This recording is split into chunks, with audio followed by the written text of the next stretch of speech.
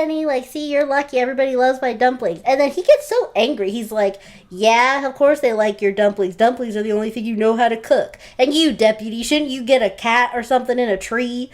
Uh, Yeah. these are your customers, sir. Yeah.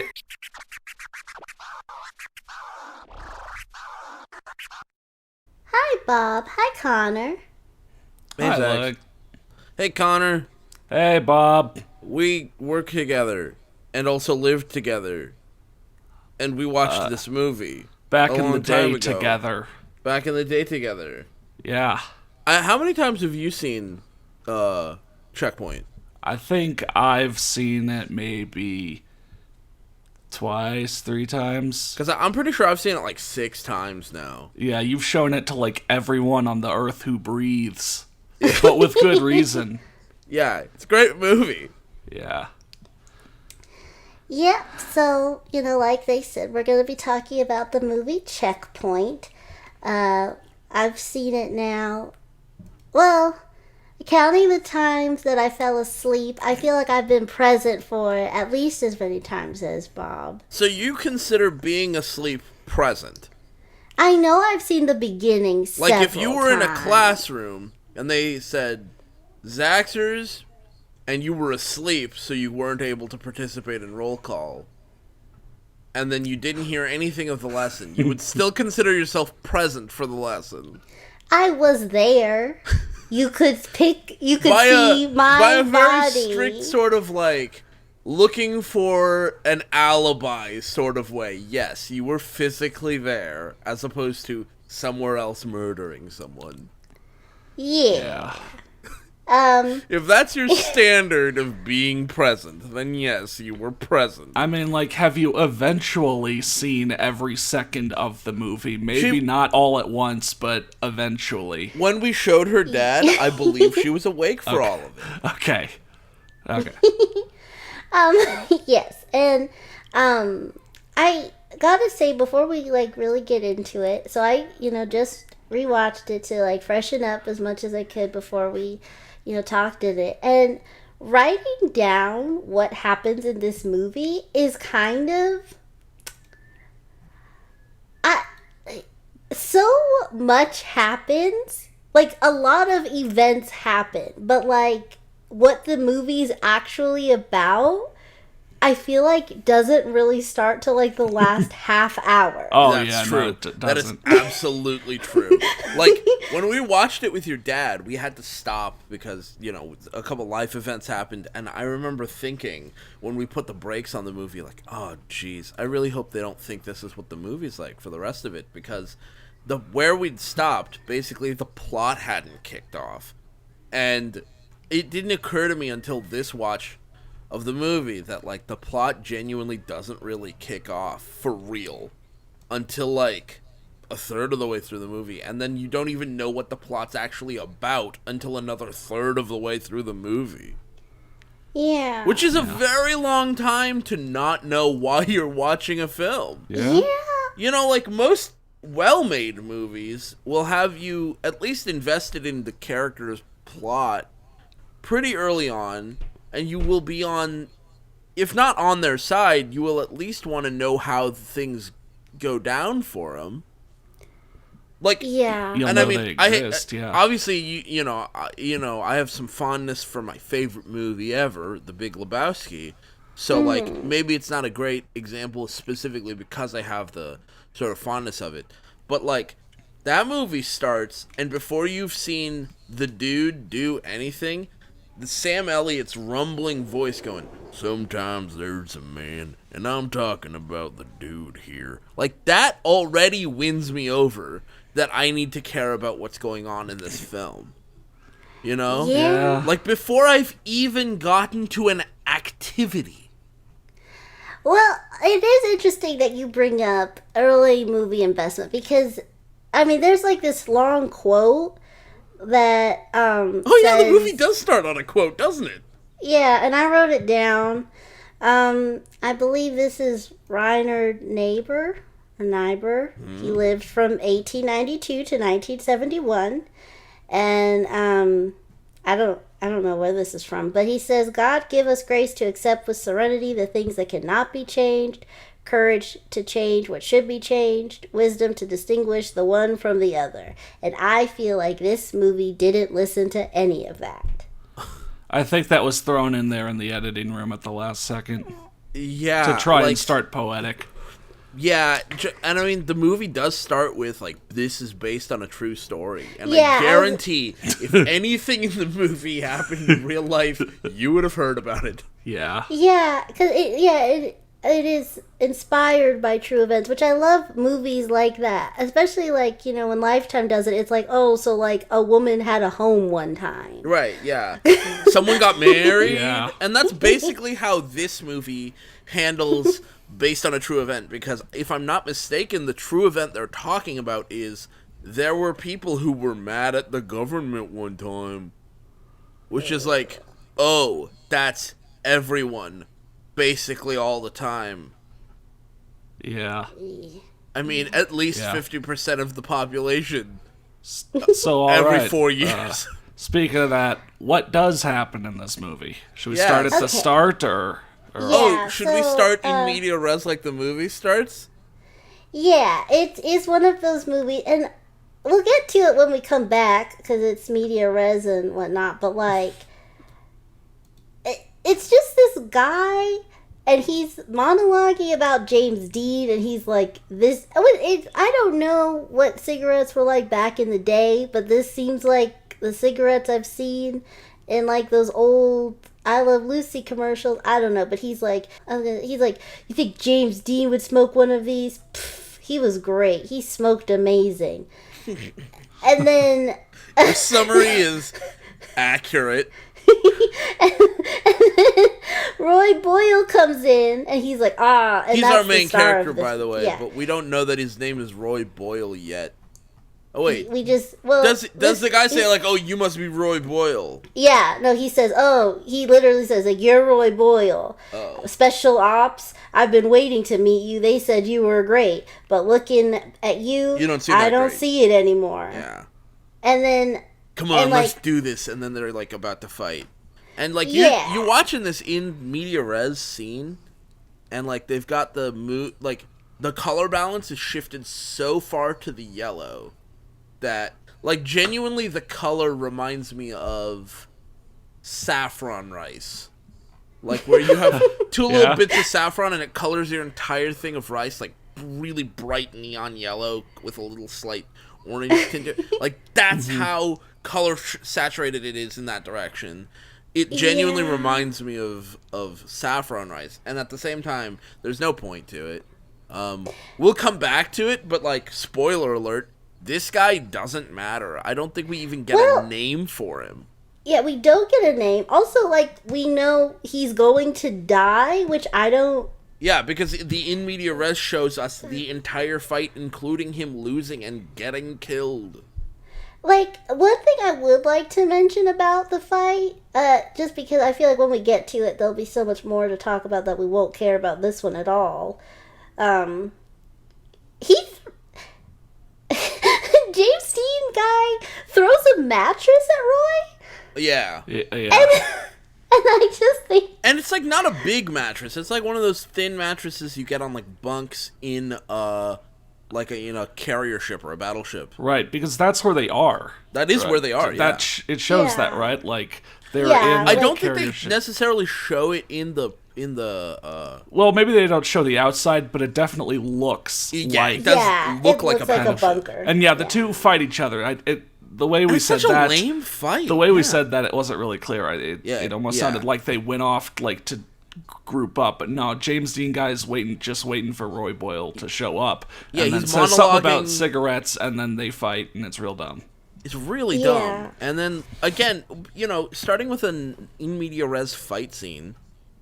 I don't know about you guys, but I would think it would make sense to add a little bit of tension by saying like, "Oh, who's gonna win?"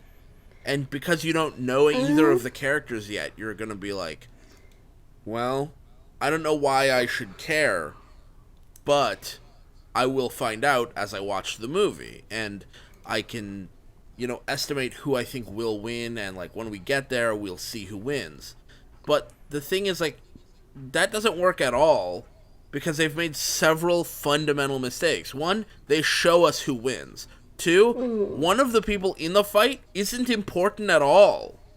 Yeah, You know, like, if never- it was, like, Roy Boyle versus the big bad guy, or at least, like, one of the big bad guy's henchmen, and the two of them are having a fist fight or whatever, then we could be like, okay, we watched Roy do some stuff in the movie, and we watched the henchman prove how good he is at fighting, and then when we get to that scene again, and they've cut off the fight scene so we don't see who won, we can go, oh, I really hope Roy wins. But they didn't do any of that. And I think the Yeah. reason they included this scene at all is because they were trying to sort of, like, co-opt some of the energy of the end of the movie and bring it to the beginning and pretend Yeah, like this is the the- tone you should expect. Well, yeah, I think I agree because like it ends like he shoots the guy and then Roy says, "Nice to meet you too," and he shoots him and then checkpoint. So I think that's why they did it. They were just like, that's a good Yeah. line to smash checkpoint. Yeah, on. they tried to take the most actiony scene that didn't have the main bad guys. Like, Yeah. the fact that this guy is a complete throwaway who only shows up for the fight scene was probably why they picked that. Yeah. And that's just like really dumb construction. So then, but like, this is funny because this is, in a lot of ways, this kind of does remind me of a Lifetime movie because forget that heinous murder you just saw. Now we're gonna roll some B shots of the town, and this song's gonna play. Do you remember what So, song like, it was? Here's the thing. I did more research for this than I've ever done for a video in my life. I tried to Shazam the song. I looked at the lyrics, like 5 rows of words, and I typed them in. Lyrics too, and like I typed all these words, and I couldn't find it. No results. It led me to some other songs that maybe included a word. I couldn't find this song exactly. Huh. But it's about being Carolina strong and going back home. I'm sure if I paid attention to the credits, it must be there. But, like, apparently Shazam didn't care about it. I don't think this movie had the money to get anything. Well, don't forget, they did get Simple Man. Yeah? That's all they had. But this is like a rock country song, and it's about Carolina strong and going back home. Yeah. Um, And it's just over, stock footage that is so clearly stock footage because you see no actors and you see no identifiable locations, and the camera quality is different and the color balance is different than the rest of the movie. yeah. And just Yeah. kind of passing shots over the thing during the credits, and it's so boring too. Like, you really should, like, just they because you basic- want to put the credits, like a big credit sequence in, doesn't necessarily mean you shouldn't put it alongside something for us to watch. Because I am much more likely to be engaged with the credits and not just walk out of the room to go get a glass of water. Yeah, it's I just feel like there's gonna be something on screen. it's just like flyovers of a small town, right? Yeah, If I pretty Yeah. much. Yeah. But the important thing to remember, though, is that the last shot before we meet our main character again is the camera just holds on a flag for a little bit. Yeah. Because America. America. Which I think is pretty much the only takeaway from That's this. pretty I think much that the was- theme Yeah. of the movie by Yeah. the end. Connor, do you remember how we start on our character? Because you're the one who's seen the movie least recently. Right. He is sleeping on a beach or on an area close to a beach. And Yeah. he wakes up, and this is where Simple Man is first playing. Oh, heck And- yeah. If I remember right, he there's basic camera shots or whatever of him waking up, looking up the sky and the sea in front of him, and he stands up and he walks forward a little bit, and then he almost immediately drops to his knees again. So true. So powerful. And does he hold his arms out to the side or does he just cry? A little column A, a little B. Yeah, A and it's pretty just good- he just wakes up, stumbles a few feet, falls back to his knees, is T-posing while crying, and it's just be a simple kind of man. And I gotta ask you, on a scale of 1 to just dirt, like garbage pile, how dirty is he? Oh, he was really dirty. Oh, he's His the shirt, dirtiest. he has a white shirt that's like more dirt than shirt, almost, if I Yeah. remember right. It's actually, we noticed this when we were watching it most recently. He has I think it may have been white or it's gray, and it's one of those A shirts, right? No sleeves. But I guess he got it at the Big and Tall store because it is tall. Oh, yeah, I remember that. Goes yeah. right on down to his knees. And, like, the actor who plays Roy Boyle is not a small guy, so I really wonder who that shirt was originally made for. Yeah, you know?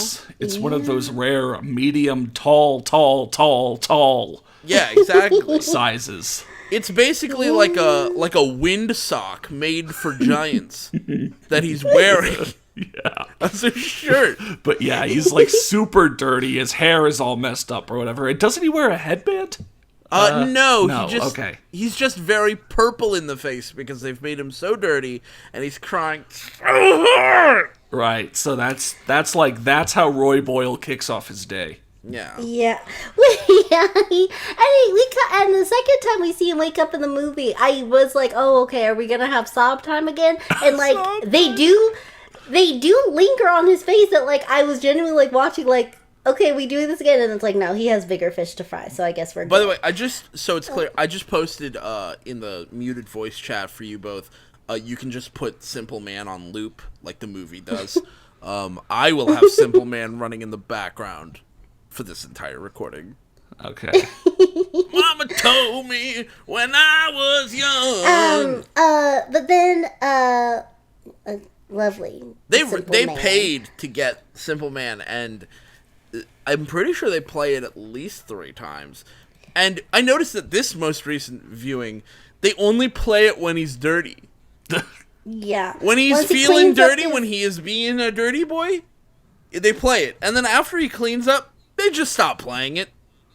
Once he is no longer simple. Yeah, once Yeah. he becomes complex kind of man. Yeah, it's not quite like a theme song. It's just a song that they got and play over and over too many Yeah. times, until they don't use it anymore. Yeah, it's just kind of an interesting choice because, like, even from the get-go, he's not really that simple a man. He really he's a isn't. sad man. He's sad. But but okay, so he's sobbing on the beach and he has a friend, Grant, which it took a while till I found out a lot of these people's names. Some of their names, like, they just, like, breezed by that I just, like, read the subtitles and that's how I got their name. Yeah.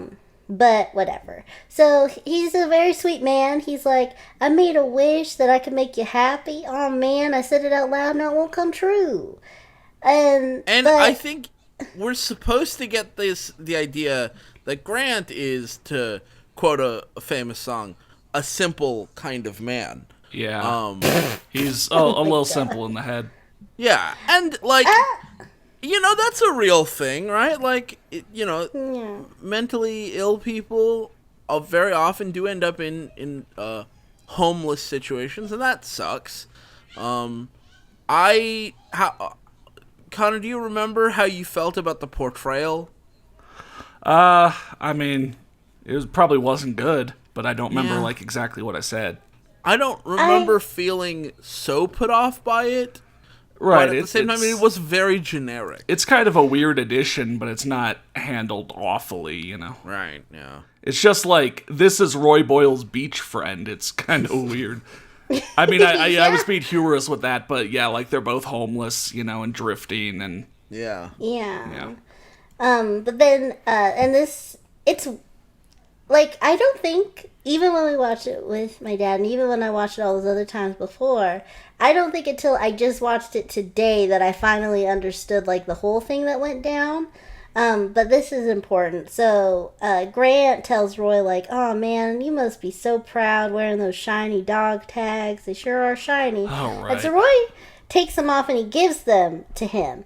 And which I thought was kind of weird because, like, they've been beach friends clearly for a minute if your one wish is for this guy to be happy. Yeah, you're at least aware of his suffering.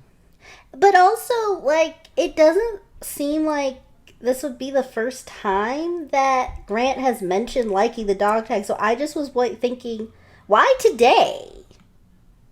Why did you give them to him today? Because he's But a simple Roy kind of was man. finally especially, I don't know, traumatized by his past or whatever. Yeah.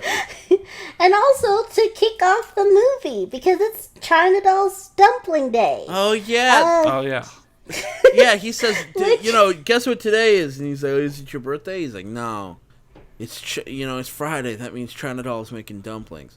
And this is something that I didn't notice until this viewing of the movie, and I didn't really put together until during this recording moments ago. Mm-hmm. China Doll calls herself Susie. Mm-hmm. But basically everybody else calls her China Doll. Because she's Chinese. It's really weird. Like, yeah, in one interaction, like, with someone placing an order, she's like, oh, you like Susie's this so Yeah, much? you like And he's Susie's yeah. dumplings? Yeah. And then he's like, yeah, China Doll, keep them coming, basically. Like, okay. So this, It just feels really weird, because I don't think she ever really acknowledges whether or not it's a nickname. I also happen to know that the phrase China Doll is a bit, let's say, storied. Yeah, It has a history to it. I think what I would like to say though is I don't think that this movie was trying to be racist in those ways. But unfortunately, some of the things that I watched, I was just like, ooh, that's a little bit not great. I think more stated slightly differently. I think the movie wasn't trying to make a point about racism, and Right. ended up doing things that maybe they didn't realize would be a little bit racist. But like the phrase China Doll is specifically about a kind of porcelain doll that I guess is like associated with like China, but not the country, but because it's porcelain. It's a China doll. I'm looking at the Wikipedia page for it. So like I don't think the Wikipedia page doesn't seem to talk at all about referring to another person as China Doll. It is just a little bit weird. Yeah, it's like that small town southern kind of thing where she's the only Chinese person Yeah. there, so everyone's just gonna give her a nickname, Yeah. kind of Yeah. thing. It's just a small town thing. I think that's what all they were going for in the script. Yeah, but Hold so on, real that's quick. fine. Real quick. This is basically unrelated. When I searched China Doll on Google, a Chinese restaurant review or a Chinese restaurant in LA came up, and in the Q&A section on Google, the question reads, and I'll take a screenshot of this so you can put it in the video if you want. Okay. Why do they take the phone off the hook like y'all stupid? Y'all losing out on money, TF. What? And the answer that's given is, I'm pretty sure that they don't have call waiting, and it's not that they take the phone off the hook, it's that their phone not... Oh, like that's where it is. That's where it is. Okay. Okay, well, there we go. That's, Oh, you know what? I can expand. Not that I think that it's... Oh, that this doesn't clarify, actually. I'm pretty sure that they don't have call waiting, and it's not that they take the phone off the hook, it's that they're on the phone, not that I think that's any better, I'm just saying. That doesn't really clarify at all. Yeah. What? So I mean, I guess the point is like he's like it's impossible to call in my order, but like if they're on the phone, that means that someone else is placing an order. They're apparently a very busy restaurant. Guys, I love these Q&As. Why do China Dolls sell rice called the house special and the rice is served with a bunch of old hard chicken? Hard chicken. I'm still sick to my stomach. Not one piece of punctuation in any of that. Well, yeah, he was like typing it while like puking his guts out, I guess. Okay. Okay, so back yeah, so in Checkpoint, it's Friday, so the Chinese place is making dumplings. But forget about that because now we're at a motel and someone is washing blood off in the shower. And then this is weird too because there's really no build up to this later. But for whatever reason in this scene, we don't see this woman's face. But she's kind of like muscly. She's wearing some leather pants. She gets an envelope and a map and she puts it in her purse and leaves. I don't know if it matters what she put in her purse. I rewound it. It seems like she just puts like an envelope and a map in her purse and then she leaves.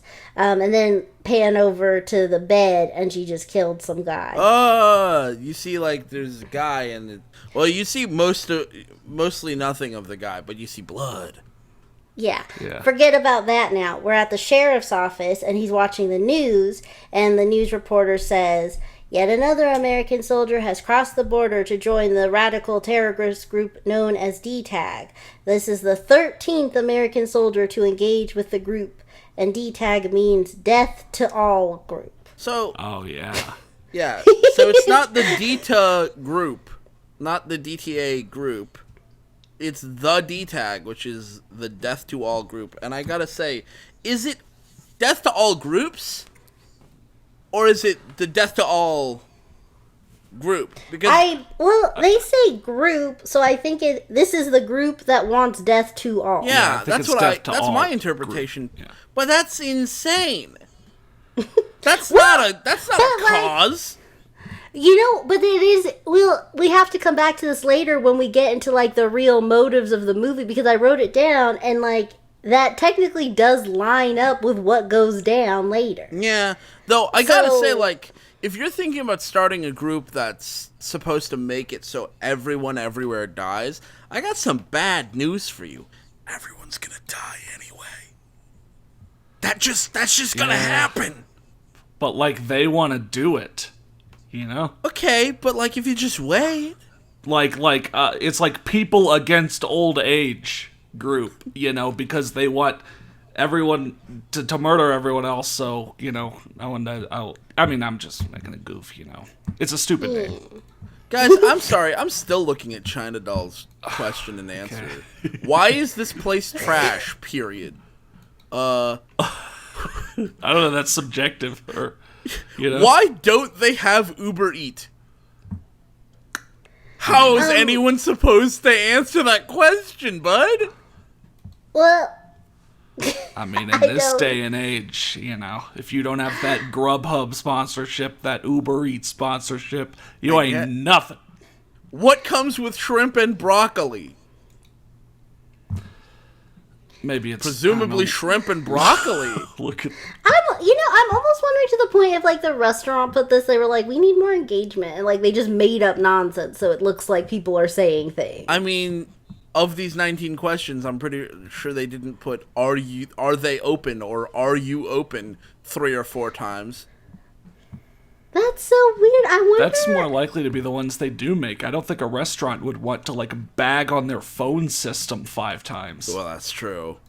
Yeah. Well, some of them are like, are you open? Is this place open yet? I keep calling and no answer, but I know there was remodeling at some point. Drove by and there are people there. Any clues? No, those people are robbers. This Yes, sounds they're like open. a mob front. I Of don't course know. they're open. Okay. Pull up, park your car, go inside. Yeah, I don't know. Like it could, like especially because like, I mean, granted, I've never really called a restaurant and like been on hold that long, but I don't really order over the phone anymore either. I mean, we're all living in weird times these days. Okay. Then again, but this anyway, was a question asked 2 years ago. I'm going back to the movie. Okay, I'm gonna close this tab. And- Yeah, Okay, the tab is closed. Thank you. Okay, thank you. Now I'm gonna send you guys this picture because he's going on a walk and he's leaving. Now this said there was a thing that said this is the sheriff's office, county sheriff or whatever. This is a home. Well, Like, just look. This is a home. okay, so at another angle, we see that some part of this building has a walkway for a wheelchair, right? It is wheelchair accessible, which makes me think maybe not a home, but this is a very weird building for a sheriff's office. And also, seeing William Forsythe standing there, essentially T-posing, You know, I mean, Yeah. he's either T-posing or he's standing there getting ready to power up into Super Saiyan 4. Yeah. You know, like you kind of feel like off camera to your left is Goku, and William Forsythe is going to say, "Well, you know, I haven't even achieved my final form yet, Kakarot." Because that's the volume he speaks at for almost the entire film. But we'll get to his big moment. But then like he's going on this walk, this guy walks up and he's like, "Hey, Eddie." So like we know he's a good person because he knows like civilians by name. Yeah. He goes to talk to this mechanic, his friend Chester, and we know they're close because he's like, "Hey, Grease Monkey, working on that car," and he's like, "Oh yeah, White Lightning," and then he's like, "I'm going." By the way, Fred Williamson plays the mechanic, and you know, the two of them they make jokes at each other, and the writing is supposed to indicate that these two are longtime friends, but I certainly didn't feel that chemistry. I didn't feel the chemistry, but I think that was more of an acting thing because I was about to say, like, the thing he does next, like, the reason he came over, he didn't have anything to discuss. He's there for, like, 2 seconds. Oh, yeah. And throughout the movie, they keep popping in they just keep checking in on each other all the time. But the reason he came over, he was like, "So I'm heading to the diner. You want me to bring back anything?" And he's like, "Nah, I'm good." And then he's like, "All right, see you later." And then he leaves. Now we meet Buff Dad, who's apparently named TJ, which I only saw from the captions. Yeah, Bill Goldberg. Well, okay. I don't know wrestlers. He's a wrestler. Yeah, I'm pretty sure this movie was produced by the WWE. So it makes sense that there would be a couple wrestlers in the movie, but like, yeah. So anyway, TJ, Buff Dad, where he's dropping his daughter off to school, and he gets like she's on his bike and motorcycle, not a bicycle. Yeah, because he is cool. Thing. He's a cool dad. Anyway, he hugs her goodbye, and I'm like, "Oh, that's sweet." He's like, "Okay, have a good day at school." Then this is something that I was just like, "This is not helpful," but whatever. She's like whatever age she is, I don't really care. But he holds her hand and he walks her 2 steps and then just like pushes her along, like, "All right, you can go the rest of the way by yourself." Well, you know, the first couple steps, you know, it's kind of like the training wheels, you know? You give them, like, maybe this is her first time walking at all. And he's kind of surprised, oh, she's actually pretty good at this. He's got a handle all these years later. But then she's heading in and we see this woman, apparently a teacher, I guess. Her name is Miss Scholar, which I love. I think that's an amazing name. Did you catch that the first time, Connor? Because I didn't until I don't think my so. most recent watch. Yeah, her name is Miss Scholar. Nice. How's that for nominative naming? Like, it's crazy to me that, like, I mean, I guess I'm about to reveal some personal details about myself, but my older brother just got his master's in physics, like, sent to him, and it's crazy to me that he only just got it because his last name, which is my last name, is Masters of Physics, and it's crazy that he's now a Masters of Physics. Uh-huh.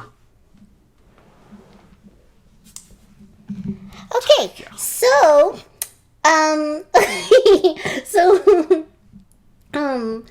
she's got her hands full. She's got some coffee and books and balloons, and the daughter is like, "Oh, hey, you need help, Miss Scholar?" And she's like, "Yeah, I would love that." Why does she have balloons? I don't know. We don't see her again till way later. Okay, great. But I'd also like to point out, like, she's a teacher, and, like, you can kind of wear whatever you want, but it's just weird that, like, they keep, like, her clothes keep getting shorter and more revealing as we go. Which, like, isn't, like, you can dress however you want to dress. I'm not saying that. It's just weird how, like, they keep saying things like, we want her to be a serious character, but they keep showing more of her body. So, like, I as feel her like character's there's supposed to get more and more in line with the rest of the cast, she wears less and less clothes. Yeah, so I think there's a bit of a disconnect there, but that's all I'll say on that. Then Buff Dad rides his bike to the Port City parcel post truck, and he puts on his uniform. I guess he's a mailman. Maybe. We don't see him deliver mail, and the next time we hear him talk about work, he's got a farm. I don't know. Oh, man, I really should have took seen this notes on this recently as movie well. and learned so many new, interesting caveats of nonsense. I'm telling you, I wrote a lot of things down, but the movie doesn't start till you've got 27 minutes left. It's sort of one of those things where you see, you're looking at it from a distance and you're like, oh, that roughly makes sense, and that's more true than you know, because as you get close, you see oh, the surface of this object is quite rough. There are a lot of imperfections all over it, and then you look and it's oh, this is fractally rough. I rub my hand across it and I can feel there are grooves and weird kinks to this whole thing, and then as you look even on a microscopic level, you're oh, there's weird things all the way down. This whole movie doesn't add up. It's structurally sound at structurally unsound at every level, and if you're kind of just passing through the first half of the movie like I have been the last couple times, or the first couple times, you don't even notice how fundamentally busted some things in the movie are. Yeah, I think... I freely admit that metaphor was very weird. You got real mathy. Yeah. And I think somebody liked it out there. Oof. You just Ouch. gotta find them. I just... Anyway, back to the movie. Yeah, what are the events that happen? Back to Roy and his friend. They're walking, headed towards Roy and Grant. Dumpling. Yeah. Roy and Grant, yeah. I don't remember what I said. But Roy and Grant are headed to Dumpling time. And I'd like to point out that Roy is actually much dirtier than Grant is. So much dirtier. And you would think being near an ocean, he would have a chance to wash his face. Yeah, But somehow anyway. he's managed to cake on dirt to the point where he's not a human color anymore. Yeah, but they just wanted us to look at them for 3 seconds to remind us that they're friends because Roy playfully pushes Grant. Now we go to the diner where we officially meet China Doll Susie. And like we talked about, she's like, oh, you like Susie's dumplings, but nobody cares about her name. The deputy ordered another dumpling, and then there's this whole scene where she's like, oh, you're so like she's talks to her husband, Kenny. And she's like, Kenny, see, you're lucky. Everybody loves my dumplings. And then he gets so angry. He's like, yeah, of course they like your dumplings. Dumplings are the only thing you know how to cook. And you, deputy, shouldn't you get a cat or something in a tree? Yeah. These are your customers, sir. Kenny's an asshole to Susie for some reason. Yeah. He's an absolute jerk. And And, it's not clear why. And their fight isn't even over. So then Sheriff shows up and he sits down and he kind of has a smile and not that this is important or anything, but we find out later that him and Susie used to sort of have a thing. But so he kind of sits there and then the deputy's like, oh, you came for Susie's dumplings late today too. But it seems like this is the only place that has food in this entire city, and that this is where people go if they want to eat. So I don't even know why we're still talking about oh, you came to the diner, because we all come to the diner. We live in the diner. Yeah. But whatever. This seems really strange to me. It seems really contrived to me that they hint at / suggest or whatever that William Forsythe, the sheriff. What's the sheriff's name? Do you remember? Did you get it down? It doesn't Larry. Really, sure. Is it actually Larry? I'm not. I wrote that down in my notes as his name. Okay. Well, I'm just gonna say the sheriff. So the sheriff and Susie, which is her human name. Oh my gosh. The sheriff and Susie apparently had some kind of relationship in the past, and now she's married to Kenny.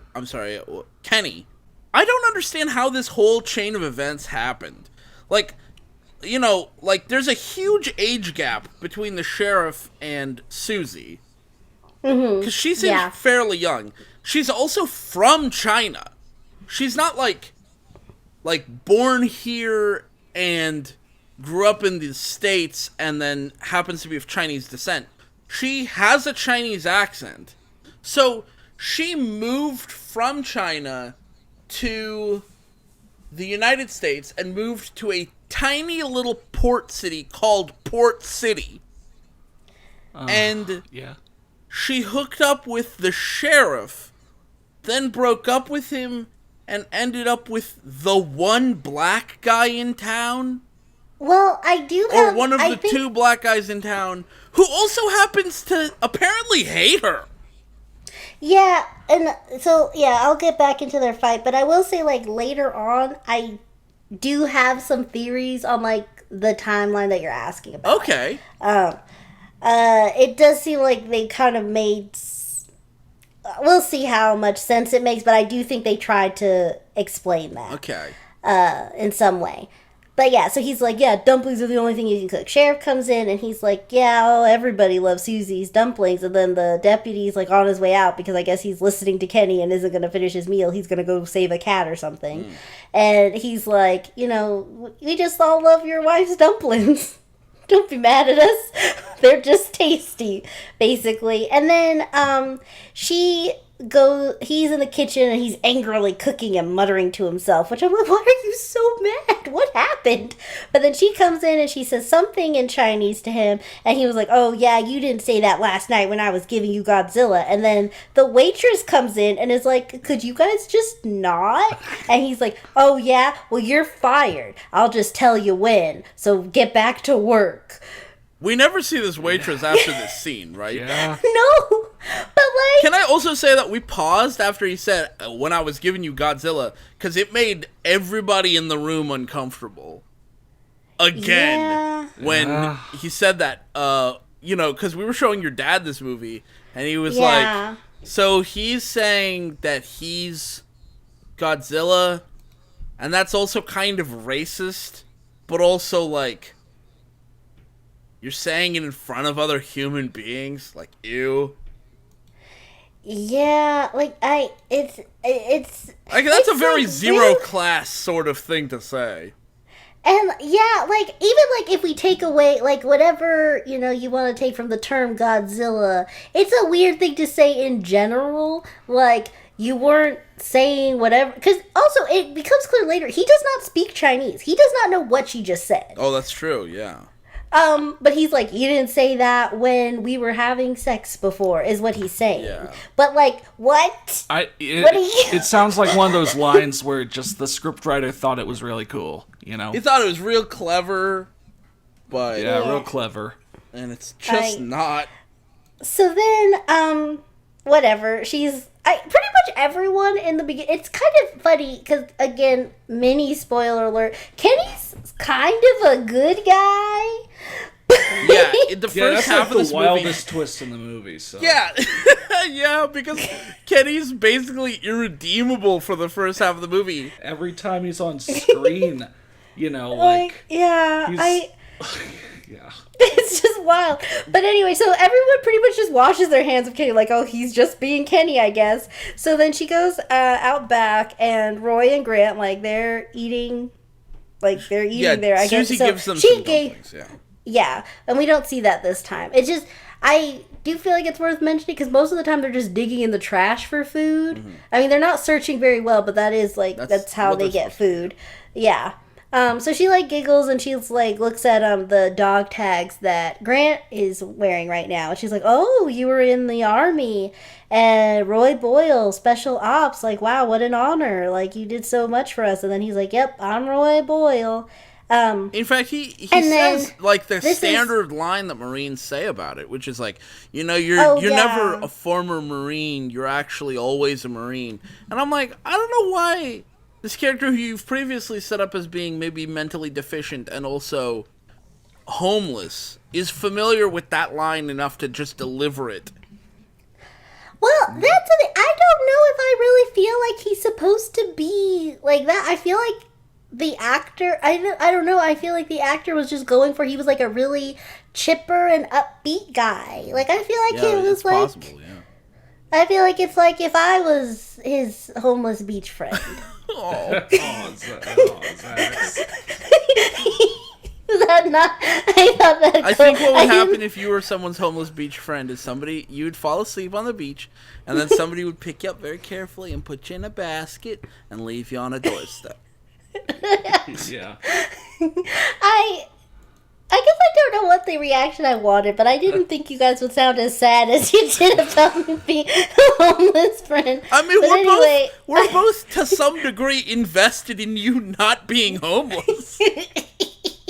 Yeah, I mean, I didn't think you guys would be like, yeah, but I guess I thought you'd be excited to like check in on the adventures of me and Roy Boyle on Yeah. the beach. Okay, but so this was like a cute moment. Like Roy's like kind of looking over at Grant because like when he well that comes up later, but like Grant is just really happy that he's wearing these dog tags and he has a lot of pride in all this, but Kenny comes out and he's angry again, because that's his default, and he's like, I told you to stop feeding these buns. Get inside. And then Grant very calmly, very politely says, oh, I'm not a bum. Pleasure to meet you, Grant Hodges, and he reaches his hand out, and then Kenny scoffs and says, you have dog tags like you're a Marine. You're not a Marine. And then he points to Roy. You were a Marine. Look at you now. A disgrace. Clean up, boy. Pitiful. And then Grant says, that's not... I love this line so much. He says, that's not necessary. We're not doing anything wrong. Which is fair. Yeah. You got a point there. It's almost like it's for a moment the writers like imagine two writers and like one of them writes like, you're a damn bum. Pick yourself up. And then he writes it down and the other writer says, well, that's not necessary. And he says, ooh, that's good. And he's like, that's not what I... Okay, fine, yeah, sure, write that down. Whatever. Anyway, this goes on. He just continues like vagrants in my trash in the woods, whatever. I don't know. He goes on Doesn't this he threaten to long shoot thing. them? That's a little later. Oh, okay. I wrote that down too. Okay. We'll get there. But he goes on this whole rant, and then Roy says, "Just stop, just stop." And he's like, "You've got some mouth on you." What? Yeah, it's like the whole... I've been sitting here being homeless. You came out of the woodwork to yell at me and my friend, and like, because he doesn't say like. He's not being helpful. He's just being mean to homeless people. Yeah, I mean... I mean, like, that is a thing. And also, as he said, he knows Roy used to be like a Marine or in the Army, and so he kind of double hates Roy because, Roy's not living up to what he could be. In fact, that's... A lot of people say that to him. Like, I think eventually, like, you'll get back to, like, him and Goldberg meeting up, and Goldberg's whole thing is... Weren't they in the same squad together? Something like that, yeah. But so it's just like... yeah. It's just like, I know who you used to be, Roy. You could still be that. You gotta pick yourself up. So, yeah, I guess, like, But it's Kenny such a- double hates Roy. It is so. such a not unhelpful response to simply look at a person who's really down on the luck and say, you're a shame. Pick yourself up. Like, that doesn't do anything for them. Yeah. I mean, so it's not helpful. It's like super mean spirited, and like it's just weird because later, like, They're all we- buds. it's- They're all friends. we're supposed to forget that this ever happened, which I'm like, I don't think I could talk to somebody who ever spoke to me this way in any context. Yeah, like, if So, like- me taking a shower is the difference between you treating me like total crap and treating me with like an ounce of respect, just like some decency, then I don't want to know you. Like, I might need to shower, but like, that doesn't mean you treat me with such disrespect. Yeah. But anyway, then back to the sheriff. And Yeah, they jump around a he's- lot to try to establish like 10 different characters. And it's weird too because like there are movies that are like ensemble movies, like off the top of my head, like Love Actually and stuff, where it's like, here's this story of characters, here's this story, and like we jump through them all, and like they're all sort of related in their own weird way, but they're separate, but like it's fine. But this is just like, here's this person for 3 seconds, okay, bye. Here's this person for 5 minutes, okay, bye. Now we're gonna spend like, And the problem is the movie only has one plot.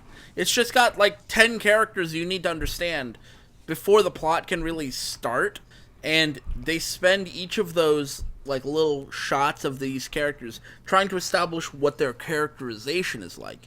In Love Actually, Yeah. you've got a bunch of different plot lines that all join up in different ways, and you see those plot lines starting when you're introducing the characters and showing their character development. You know, all simultaneously happening. But, like, what character development do we really get from the sheriff walking around town and saying, "Hey there"?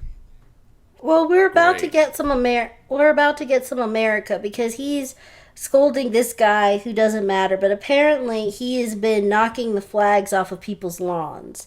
And the sheriff says, "You can't go around doing that because you're mad at the president. You should know better than that. You're a soldier. Now enjoy your breakfast and watch your cholesterol." And the guy just is like, okay, Doesn't he say, I won't "Go do eat it." your blueberry pancakes or whatever you eat"?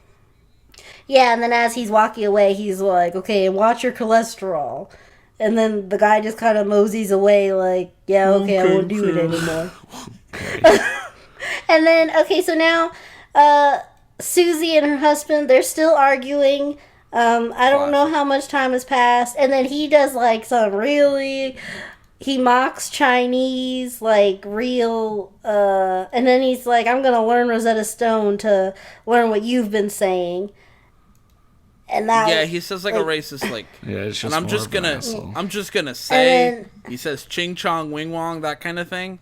It's real Yeah. bad. I'm not happy about it. I'm like, it's because my thing, like, and I didn't write this yet because that my note isn't there yet. So I guess he does something else later that made me write this. But at some point I wrote like, why did he marry this woman? Yeah, I don't. I mean, what I he think likes that's her. obvious from the first sentence he says. Yeah. But, yeah. But yeah. So then we go to some other room and there's a man and he's burning an ace of spades and he says like this, I don't know if it was a prayer or a scripture, I don't know, something sounded like crazy or culty or something, I don't know. Pseudo-philosophical / political. So, yeah, it's something that's kind of like the opening quote I read, but it's not that, but it's like the same gist. Anyway, a blonde lady comes in and she's like, "Wife's having a bath." And then it flashes back to, I guess, 5 seconds ago where she murdered this woman. By drowning her in the bathtub. In the bath, yeah. And then... So and these then are like afterwards she some puts bad on- guys doing some kind of bad guy scheme. Yeah. And then we see her leather pants. So this is the lady from before. I don't know why her face was a secret before and a secret now. But there we go. Yeah, she's some kind of femme fatale, and it's like, oh. And then this guy doesn't, he's like, okay, cool. We see some other person dead in the corner. And then she's like, "Oh, what's that?" Like, because he has a laptop open. And he says, "Oh, this right here is the master plan." And these are the words he said. And I'll put up, like, the pictures of it later of each thing he shows. Uh-huh. He says, "Port City's there. Battleship. Checkpoint." And then she says, "Nice." Bye. Title drop. Nice. Great Yeah, this movie. is like the kind of first showing of the bad guys. Yeah, so they just kill some people or just sitting down with a laptop and just say some words tangentially related. Title drop. Scene's over. It's really Yeah. unclear why they're doing anything at this Not point. clear yet. Yeah, it which becomes is- clear. Like, how far are you in now? Like 20 minutes? Yeah, like I think about, yeah, roughly. I mean, we don't know their names, or do you figure out what these characters' names are by the end?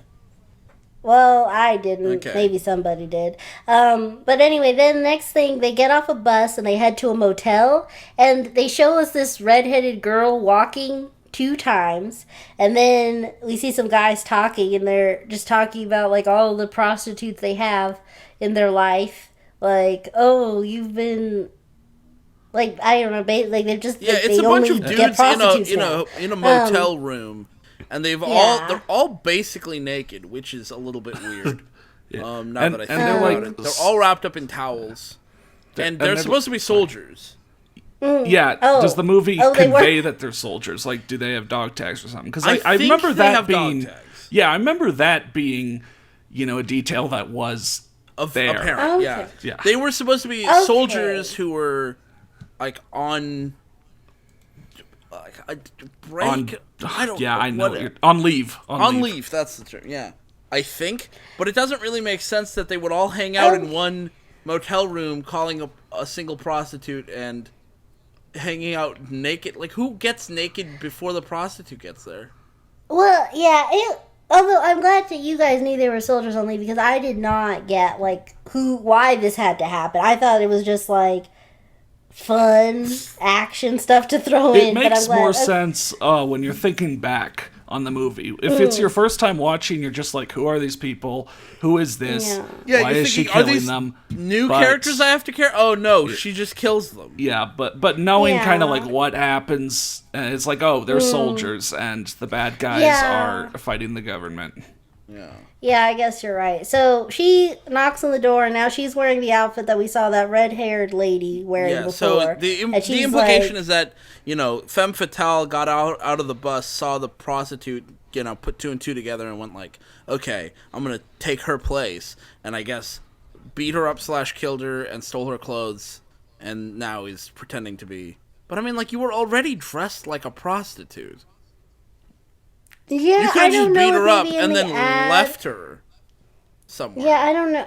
If maybe in like the ads they included like dress like a cowgirl or something. I don't know. You're right. That's what it says on the poster for the movie. To entice you to watch the movie, it says checkpoint. And then it shows the picture of her standing in the doorway and it says dressed like a cowgirl. And so anyway, so then she's like, one guy's asleep, and then she's like, turn the music up, boys, and I need somebody who's awake who can handle me. And so she starts like twerking and dancing up on the boys, and like they start getting into it, and then she just kills them all and leaves. Yeah, doesn't she leave the guy who was asleep? Like, she kills all the other dudes with like a knife from her boot, but I didn't see her kill the guy who was asleep.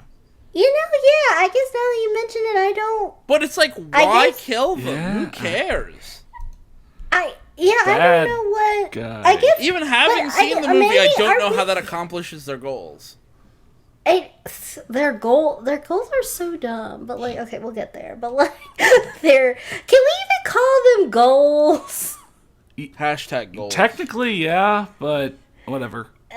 Okay, we'll get there when we get there. Anyway, Sheriff and Chester are on Chester's porch, and they're talking about his land. And there are these famous tunnels that start at his house in Port City, wherever, and they end up at the White House.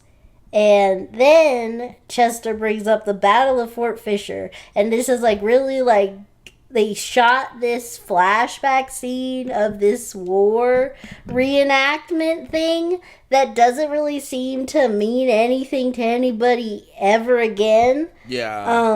Yeah, Don't know it's why like- they shot this footage. You think it's just them just reminiscing on like old history or interesting facts like hey, have I expositioned to you in a while about the tunnels that go to DC that start on your land?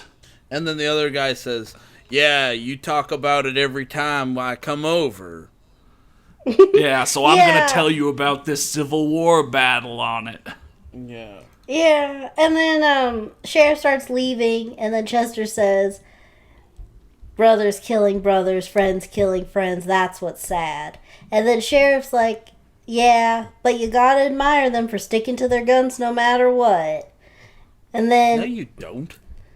well, then Chester says, later, dog. So then Larry starts making puppy noises on his way out, and then, like, Can you remind me real quickly, is Chester white or black? He's Chester's black. Okay, Larry's the I was- sheriff. Yeah, I just couldn't 100% remember, but yeah.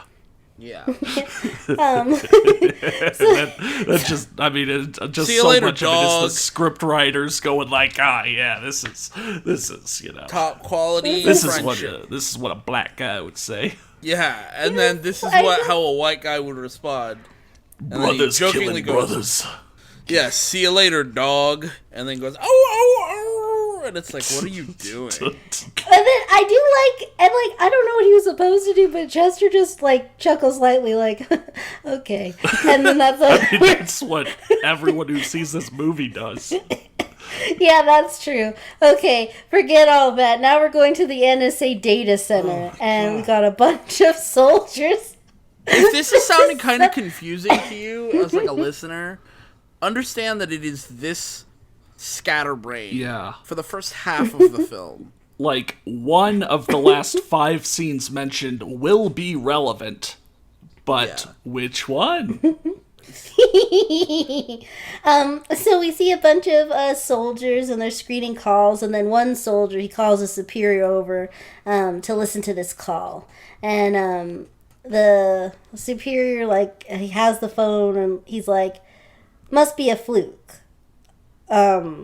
They said everything's in order, but I don't detect a threat. What exactly did you intercept? And then soldier says, transmission started.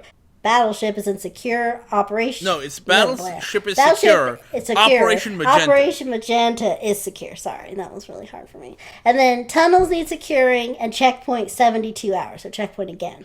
And then the superior says, any other chatter about battleships? And he's like, no. And then he says, Port City is a tourist town. They have a battleship there, but it's a museum. It sounds like some kids playing war games on walkie-talkies.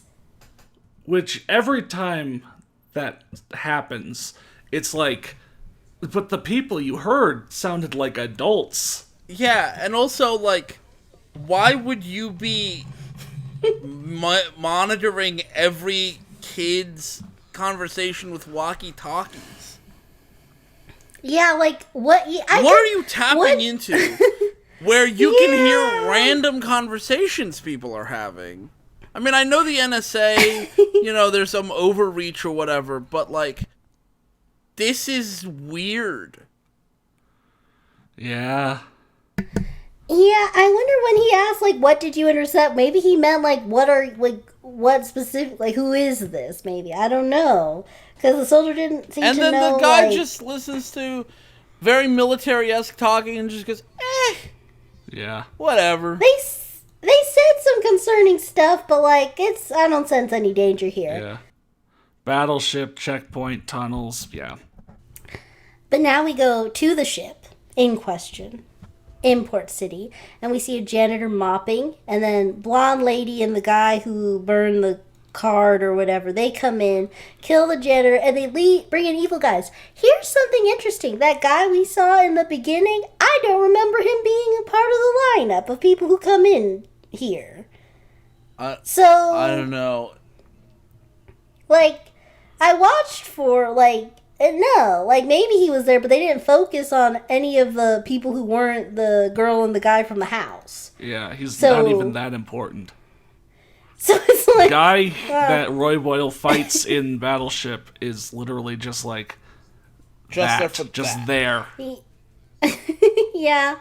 Okay, so then, back to Roy and Grant. They're sitting on some blankets, and Roy has a Simple Man flashback. He's holding a picture, and then we go to, like, a home movie, and his wife announces her pregnancy. Buff Down Sheriff congratulate him, and we find out this is another going away party before Roy has another mission. And then Goldberg is like, when you come back in 7 months, father, husband, and hero will be here waiting for you. And then we go back, and, like, clearly, I guess that didn't happen. I don't know. Or something But- tragic happened to his family. You know, Yeah, or we'll something. find out what happened, and what happened is stupid. I just... I'm starting to vaguely remember what happened, and Oh it my was pretty God, stupid, yeah. I am very excited to get there. But anyway, Grant is like, he says something, and then Roy's like, what are you talking about? And then he immediately dismisses. He's like, no, I guess someone must have just had the TV turned up too loud. Yeah, he says he heard And then something behind The dumpster. and it's like, who cares? Like, then Roy genuinely, who cares? You're trying to set something up, movie, but, like, you haven't made me care at all. I mean, I guess to be fair though, like they don't have entertainment and like they spend all their time together. So like if they have anything new to discuss, they need to discuss it. I guess I'll give them that credit. But anyway, so then Roy's like, "Well, what'd you hear?" And so Grant says, "It's some show about a battleship that comes up and blows up and the Potomac and blows up Washington and they kill the president and take over the country." And then they just have a laugh because, like, that's just gotta be TV, right? That couldn't possibly happen in our backyard. America. America. Not in my America. So then Grant goes for a walk, and Roy's like, "I'll just stay here." And I keep writing Bufka in my notes. Goldberg stops Grant. He's like, "Where's Roy?" And he's like, "What? What are you talking about?" He's like, "I know you're just protecting him, but look, there's gonna be some work coming up on my farm, and like you guys need to be off the streets, you know. So I can't pay you much, but I can offer you 3 hots and a cot." And I'm like, okay, apparently we just found out that Roy is your best friend. Why can't he just live with you? Why does he need to work for you to get off on his feet? Yeah, or I mean, even Why if, even if not live with you, yeah, like Goldberg knows Roy, and I guess it's still like an afterthought to go like, "Oh, yeah, I've got some work coming up. You know, Roy, you and Roy could do that if you want. Thanks for appearing into my vision. Otherwise, I'd have forgotten about Yeah, that." it's also, and it's weird too because, like, you know, factoring in like that afterthought and then like, you know, Kenny telling him he's such a disgrace or whatever, we later find out that he's been homeless for 18 months. So Now, that's a long time to just sort of sit on this potential way to help your friend. yeah, I mean, he says, like, we've got some work coming up this season. What about last season? Yeah. You know, Like, seasons a year come and every a 12 half. months.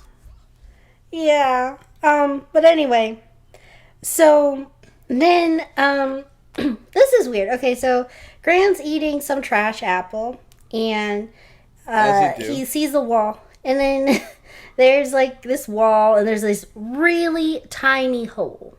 I cannot express how it's a peephole, like on a door. It's a size. crack on a rock, like a brick wall. He looks through it and he sees all these men tied up kind of like around a trough. They have bags over their head. It's like it's a terrorist scene. Yeah, and there's like a And- scary terrorist flag in the background. Yeah, Which like he's- is Yeah. supposed to vaguely look like the ISIS flag, except it's just got a very arbitrary symbol on it. Yeah, like Yeah. he's peeking into a basement, right? Like Yeah. this is in a basement where I mean, all this is happening. He's on a ground floor, he looks through the window, or looks through the hole, and it looks like a basement, but it is supposed to be what he's seeing. Yeah, and somehow through this crack, they're like, "Hey, you!" And they run out. And we they don't chase- see this, we just hear it. Yeah, like we see them look up and go, "Hey," and we see. Then we go back outside and we see Grant go, "Oh!" and he runs. And somehow they still catch up with him. Even though he was inside, they were inside, and as we'll see later, downstairs, and he was outside, an alleyway. Like, I don't know how you catch up with someone like that. Yeah. Well, whatever. Sheriff is listening to music in a dark, sad room by himself. Oh, yeah, that's pathetic. It's like he's just sitting there and staring blankly. And Chester knocks on the door and he's like, "Hey, you forgot this? Like, it's not Alzheimer's, is it?" Do you remember what he Like, forgot? Yeah, I mean, should I say? Yeah. Yeah. His gun. Yeah. What kind of police officer forgets his gun? Yeah. He took it off his belt or something and then just left it there. You doofus.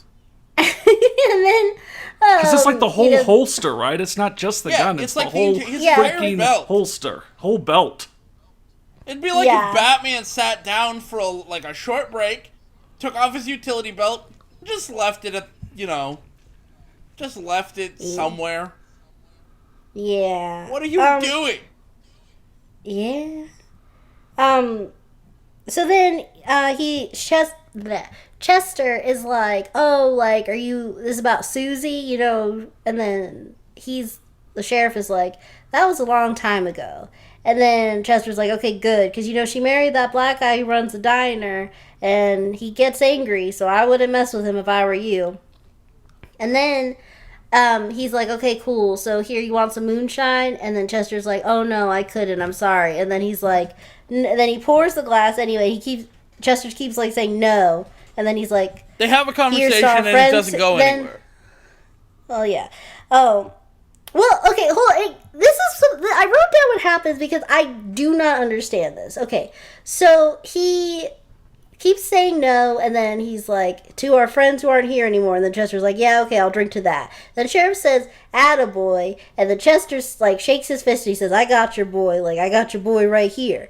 And then Larry says, did I say boy? I meant Roy, evil laugh. And then Chester says, that's different. And then Sheriff just stops and just sort of like has this evil far off stare. And we leave the scene. What the I don't remember this. It's weird. He says, did I say boy? I meant Roy. I rewound and wrote that down. Bob, does that sound familiar to you at all? Like, I mean, vaguely, but I was very confused by this retelling of it because it didn't really strike me as noteworthy until... No, that breakdown... What? I don't know. And, like, and, like, Chester just says, like, oh, that's different. Like, I don't know. I mean, I remember this scene was supposed to be some kind of foreshadowing or make you think something more was going on with the sheriff, but I don't remember that dialogue, and that dialogue doesn't make any sense. It's nonsense. It is. But I mean, she was watching the movie, writing it down. Yeah? Like, yeah, no, like, I'm rewound to it, like, right here. Yeah, okay.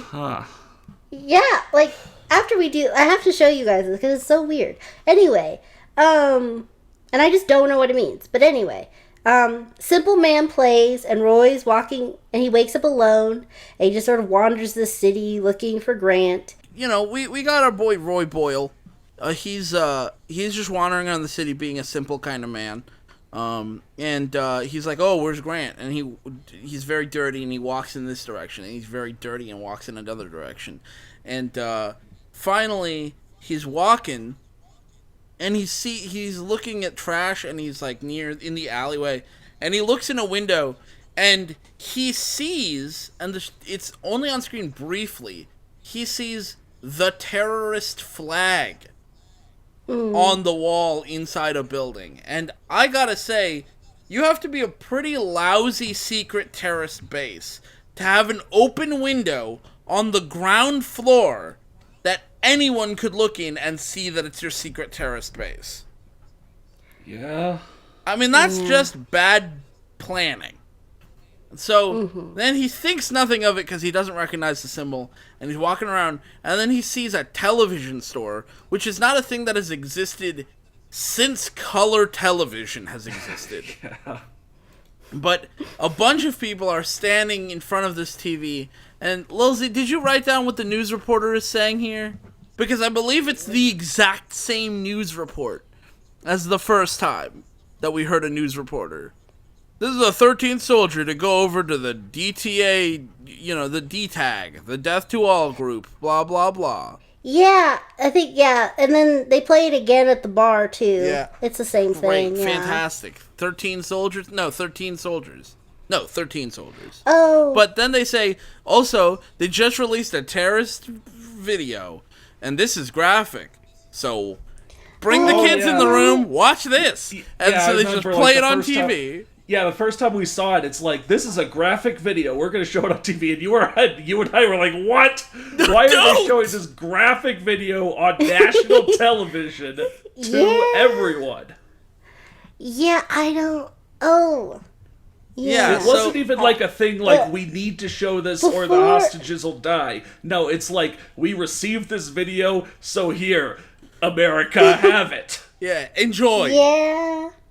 The only thing, before, because, like, after he sees that, he's gonna go and he's gonna meet up with TJ, but before that, TJ was having, Goldberg, was having lunch with, Miss Scholar. Oh my gosh, yeah, this is such an important scene. I'm sorry I skipped over. Yeah. Bill Goldberg is sitting across the table from Miss Scholar, and his daughter's there, and they are having breakfast or something, or brunch or something. He's like, let me get a burger and fries, let me get this thing and that thing, because I know my daughter's order, because I'm such a cool dad. And then he looks over at Miss Scholar, and I didn't see at all what he picked out on her that made him think that she was in any way associated with the armed forces, but I believe maybe he's supposed to see dog tags or something. I didn't see anything, because he says, what branch of the military did your husband serve in? And she says, excuse me? And has this, like, incredulous look on her face. Oh, yeah. And then he's like, oh? And she's like, yeah, Army medic, which has become the most quotable line of the whole movie, because I can't take her seriously at all. At all. And she's like, I was in the Army medic. And then she's like, what about you? And he's like, what were you, a soldier? And he says, no, I wasn't a soldier, I was a Marine. And she says, oh, of course, you Marines and your distinction between being a soldier and a Marine.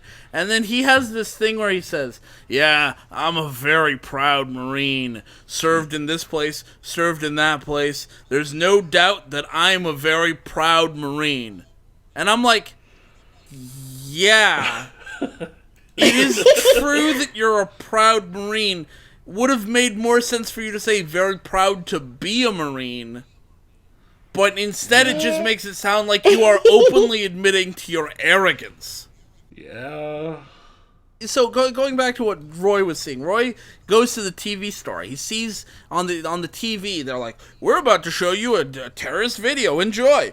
And then the terrorist video we see is like the flag in the background with the D-Tag logo. We find out that's D-Tag's logo. And it's a bunch of soldiers who are tied up in front of the trough, which I believe was a tub, and they're all about to be beheaded. And they, like, pull off the bag over each person's head, and then you see one of them is Grant. And it's like, oh, so they saw the dog tags on Grant's neck and assumed he was a soldier, and then they killed him. And, like, everybody standing in front of the TV store goes, oh, well, that was kind of bust. That stunk. I didn't like seeing that. All right, see you guys later. Everybody just casually They walks see away. this terrorist thing and just slowly file away. And they're just like, all right, well, I didn't like seeing that. Okay, bye. And then Roy is, of course, like, really torn up about it. So torn up, in fact, that he changes to an entirely new color. For some reason, in this scene, the actor scrunches up his face and draws so much blood to his head that he is turned into a beet. Or maybe some kind of VeggieTales creation. Because he is such a unique color. Yeah. I've seen aliens in video games that have more human colors than Roy Boyle takes on in this scene, because he's very dirty. He's a simple kind of man, and he's very purple. And he's just standing around shouting to himself in an alleyway. And then Bill Goldberg just kind of wanders into the scene, and he says, Roy, what are you doing? Why are you so messed up? And he says, TJ, you gotta go check it out, man. You gotta go check out the TVNN site. And Bill Goldberg says, I don't know what you're talking about. And, like, if you saw, like, you were looking for Grant, and then you saw video evidence of Grant being murdered, the things you would say in that situation are like, I saw Grant killed. He was here yesterday. That means that the video was shot here in town.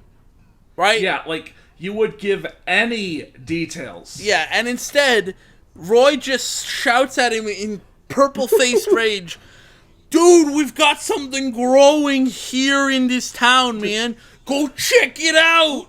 Which is such a nothing response. And Bill Goldberg just says, "Clean up your act, dude." Like, I don't know what to tell you, man. It's not even that TJ like ignores him or doesn't really listen. No, Roy just says nothing basically. Roy looks. I think we said this when we first watched the movie, Bob. Roy genuinely looks insane in this moment. I'm with TJ. I wouldn't handle a second of Roy's bullshit if Roy was genuinely acting like this. The only actionable advice or actionable information he gives him is go check out the TVNN site, which is such a nothing. It doesn't even tell him what news story to look for. Like, you're supposed to have Roy, like, try to tell someone, but them the not details listen. Are so crazy. Instead, Roy just spouts conspiracy like nothingness. Yeah, he opens his mouth and says nothing of value.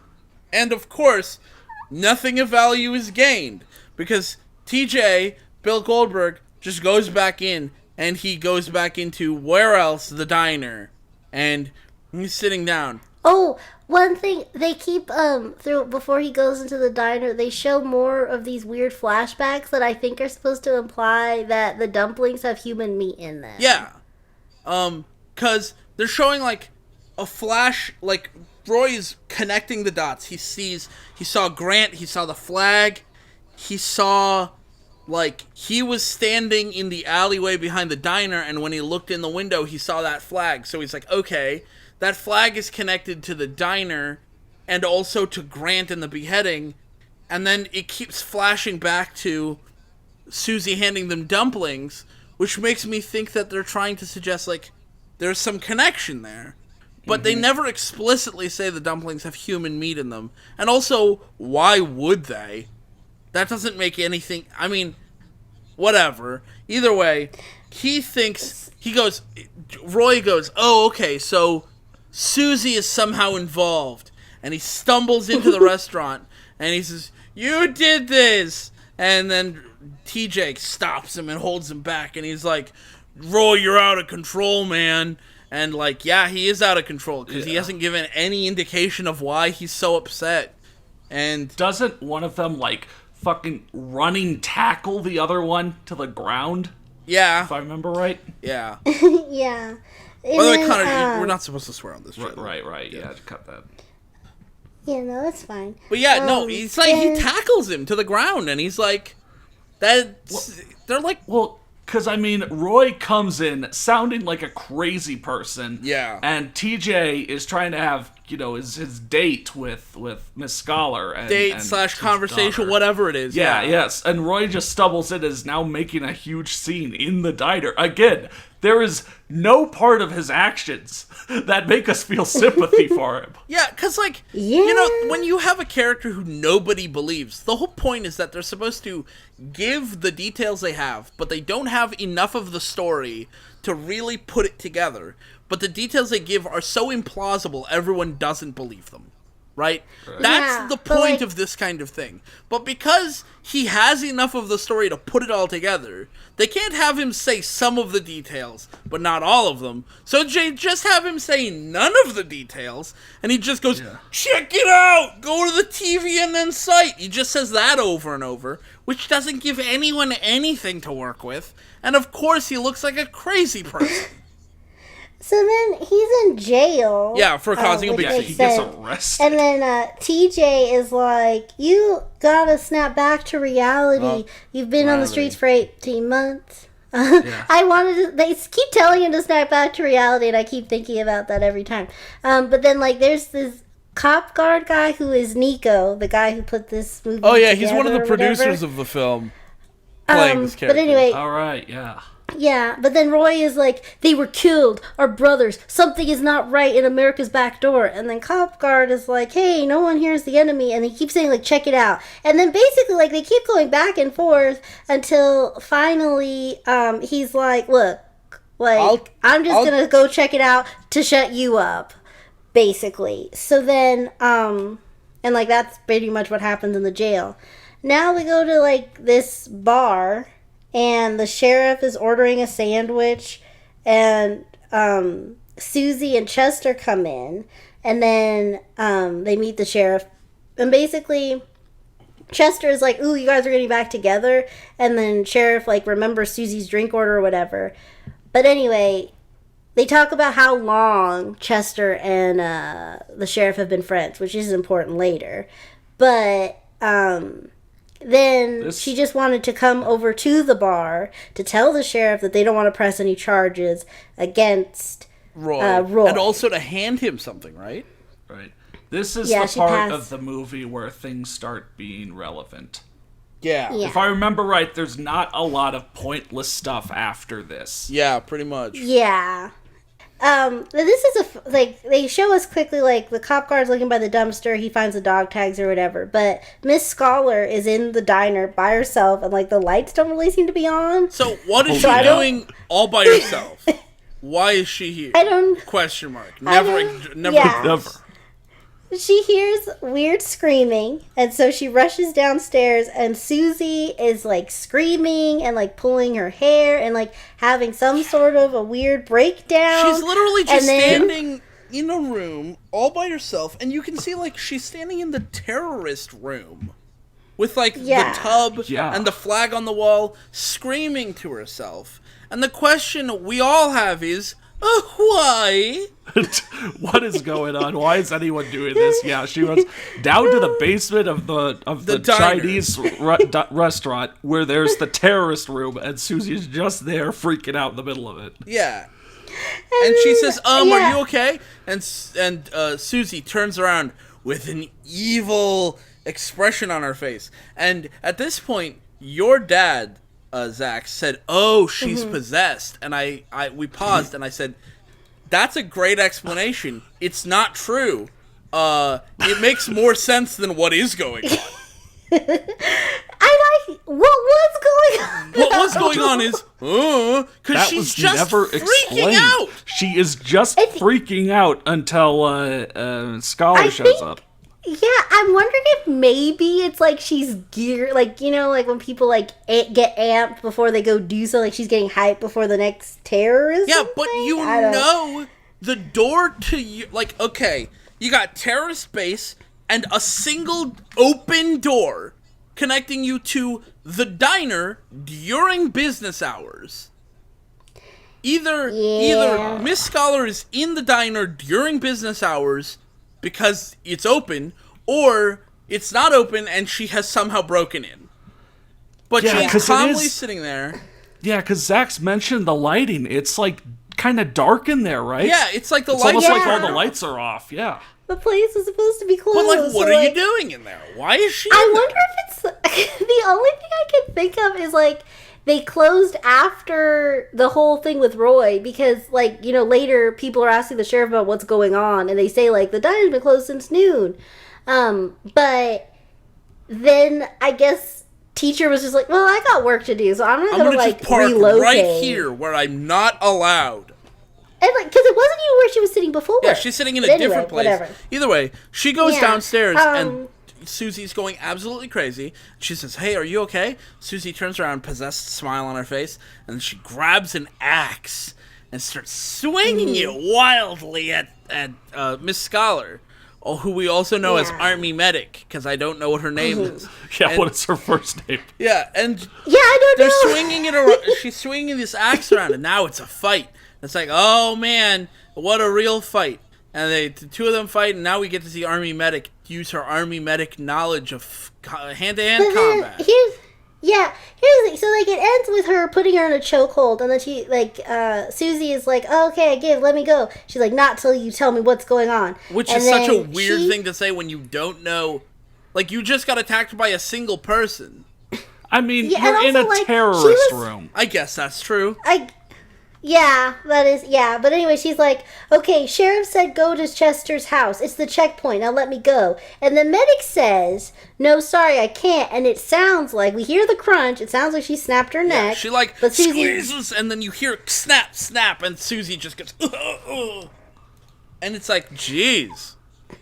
It's, yeah. But then, apparently, she didn't die because she gets up and she's, like, slowly making her way over. Yeah, because, like, for for some reason, Army Medic stands up and then just, like, looks around the terrorist room, but not because she's investigating, but more so that she can be ready to be ambushed again. She's just standing there, and then, like, Susie quietly stands up, and she's about to hit her with the axe, and suddenly, bang! Gunshot!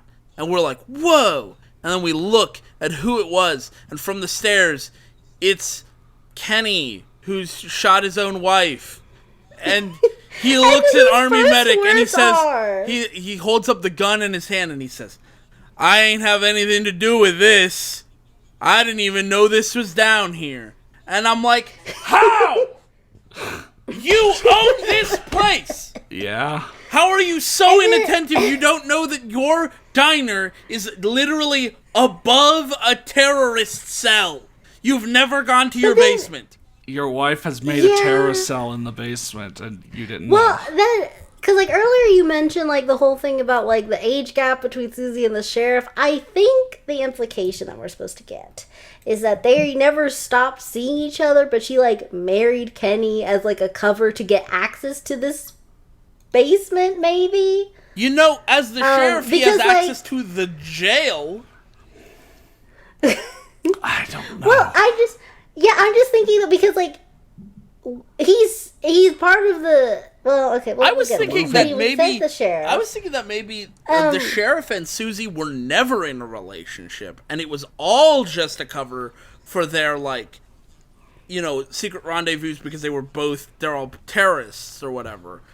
Maybe. Question mark? It doesn't matter. Because he told her to get ready, and then we'll meet at the checkpoint. Right. So, like, I don't even know. But then, later on, when, like, the big coup starts or whatever, he doesn't even, like, really seem to be too concerned about where she is. But whatever. Yeah, they never mention her again. Yeah, a lot happens here that the movie doesn't even know what it's doing. Yeah. Yeah, so we're back to the jail, and Nico comes back, and he's like, well, you're right, I found the dog tags, you're free to go. But the sheriff comes in, and he brings Roy a sandwich, and Roy immediately gets, like, the sense that, like, something is going on. So his plan is to just sort of, like, let things go, because the sheriff's basically saying, like, you know, you're lucky people still like you, and Roy's like, yeah, no, you know what, I'm just tired, I just need rest, you know, if you just let me go, yeah, like, and he's just gonna continue his thing on his own. But then Nico's like, what are you talking about? I told you, silly, you're free to go. And, like, Roy's like, no, it's cool, man, like, I'm fine, like, I learned my lesson, I'm apologize, whatever. And then the sheriff's like, wait, now what's going on here? And then Nico's like, well, I'm glad to tell you. See, I found the dog tags. And then the sheriff's like, oh, I sure wish you hadn't have said that. Bang, you're dead. Oh. And then I was like, Roy tried so hard to Roy avoid this. did like a 180, and he tried really hard to, like, put up a front, and then Nico just, he's too much of an honest cop. Nico just ruins it. Mm-hmm. Yeah, so then so then this, like, conversation is wild. Roy's like, what happened? And Sheriff's like, what just happened is a sacrifice in a cause that is long overdue. What are you talking about? This was not my intention, but it is a necessary evil in the execution of our great revolution.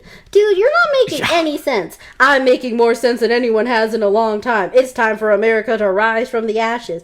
Are you out of your mind? Like, it keeps going, it's like, just back and forth, like, let me ask one prodding question so you can continue your monologue. Yeah, like it, you know, we're talking about, like, these characters suddenly flipping like a 180, and all of a sudden the sheriff is just like, I don't know, quoting the manifesto of whatever, you know, evil terrorist plot he's actually part of, because it's so generically like, yeah, we must, you know, make sacrifices to ensure the best, you know, future and freedom. It's like, come on, dude. And, like, I don't know, but, like, it keeps going, but then finally Roy's like, okay, so you killed innocent soldiers to prove a point, and then the sheriff, he's been talking down here the entire movie. He doesn't, William Forsythe does not speak at a volume above, like, half a decibel for the entire film. And then suddenly, you can tell this is, like, one of those things where it was, like, an acting choice that was, like, powerful. And the director was like, oh, that was good. We're not going to get a second take at that. Because instead of just saying there are no innocents, instead he screams it. And when he screams it, it clips so bad. Basically, it means that you're speaking much louder than the mic is expecting, and when you do, it muffles the sound. The crazy thing to me is, because this is like such a powerful moment where he speaks at more than half a decibel, they used this clip in the trailer for the movie.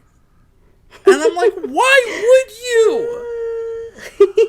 Like, I would never use a clip where there's such a glaring technical issue in the trailer. Also, it basically gives away the twist that the sheriff is evil. Yeah. Yeah, I think a lot of trailers kind of, like, they don't really seem to care about that at all. Yeah. It's just like, we need to just show you whatever we got that'll make you want to see it, hopefully, and then just slap it together. I guess, yeah. But yeah, so then Goldberg and Miss Scholar, they're in his car, and they're watching the beheading, and he's like, explain what happened again. Okay, now back to the sheriff, and he's been trying to get Roy on board. And then, but this tactic, instead of saying the weird, like, like Connor said, the weird manifesto quotes or whatever, now he's saying, like, you should be in this family, because remember, you were a good soldier, but the day that you were supposed to be discharged, you found out that you had no home to go back to because of a tornado. You had no pregnant wife or children to go back to. Even your parents happened to be there on the day of the tragedy. Okay, so she was laughing, and I just want to make it super clear. What she just said was, in Roy's backstory, the reason he's homeless is because through some freak accident, either on the day that he was discharged or before then, and they only told him on the day he was discharged, which makes slightly more sense, some kind of freak tornado descended from the heavens, sucked up his wife, 2 kids, and his parents, and then just didn't hurt anyone else, and just left. And nobody in town, not one person in town thought, maybe we should give him something to help him get back on his feet. Yeah, so his whole family and the house was destroyed by a tornado, and nobody told him while he was away. He only found out when he came back from his tour of duty, which is insane. Yeah, and the sheriff was framing this as like the government chose not to tell you. Yeah, I mean, like, we were talking about it, when we watched the movie with your dad, and like he was saying, like, it's possible that maybe, like, to not distract you from your mission, they didn't want to, sure. Yeah. If you had some kind of, like, real specific mission or whatever, but, like, you would think you would find out before you got home.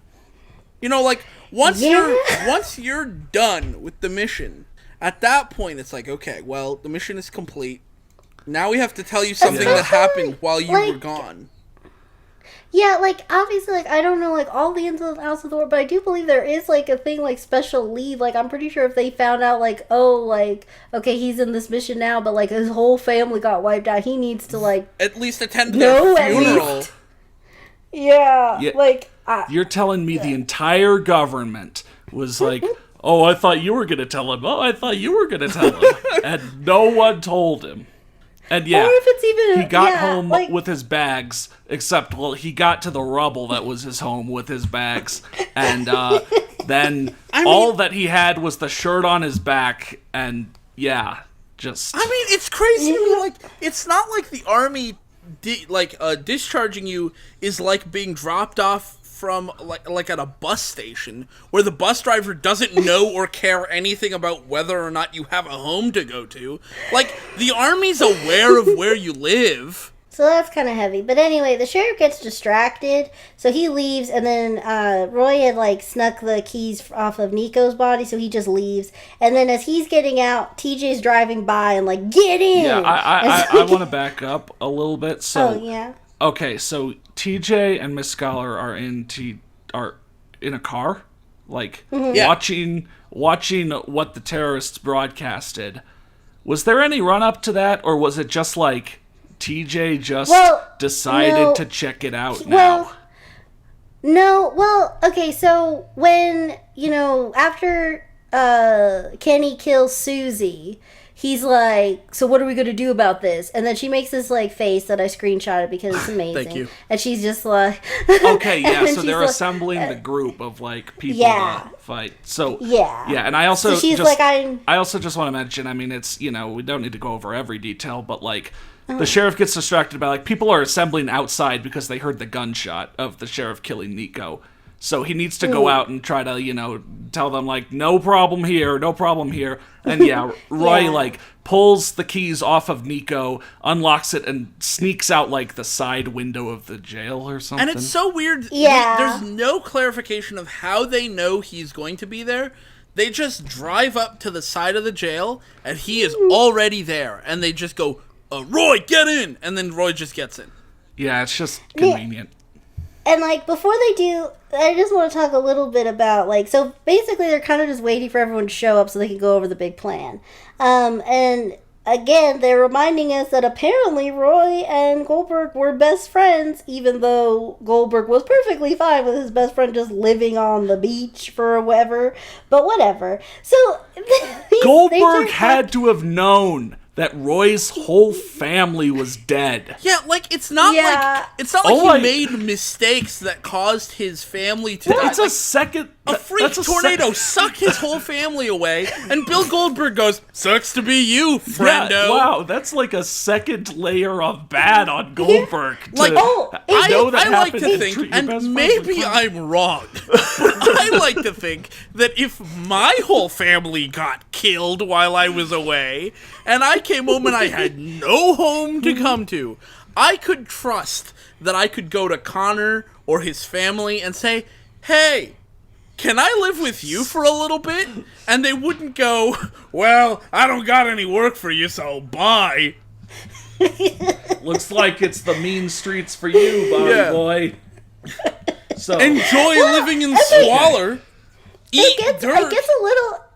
Just to add a little bit more layer of bad. Okay, so they're reminiscing about the old days, and TJ says, I've got really great memories. And he starts talking about this thing, and then he doubles down on it. I've got some wonderful memories. What about Hold you? on. Did you And write then down Roy- the memories he has? Because it's incredible No, to I- me. You're not even summarizing. He literally says verbatim, I have some really great memories. And he taps his head. And I'm like, what a weird thing to say. Who brags about having good memories?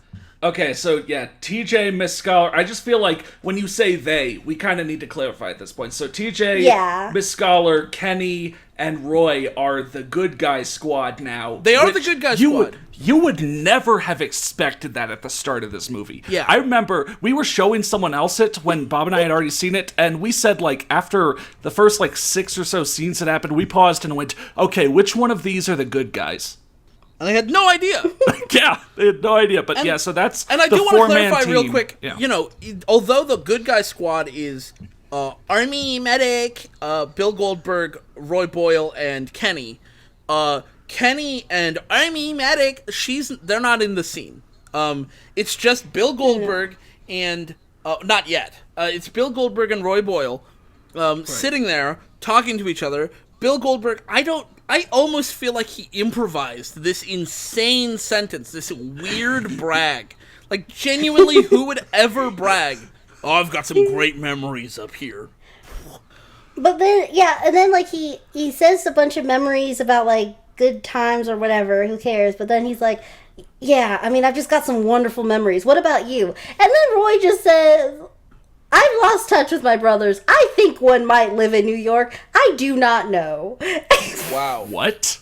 Yeah, he's like, I've got some great memories. What about you? Like your brothers and stuff. And then Roy just talks about, like, I think one moved to Portland. I think one is in New York. I don't know.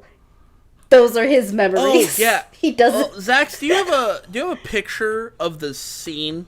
Like, a picture of the set of the scene? If you no, could but I get one, can that would get be great, one. because it is remarkable how many doors there are to this room.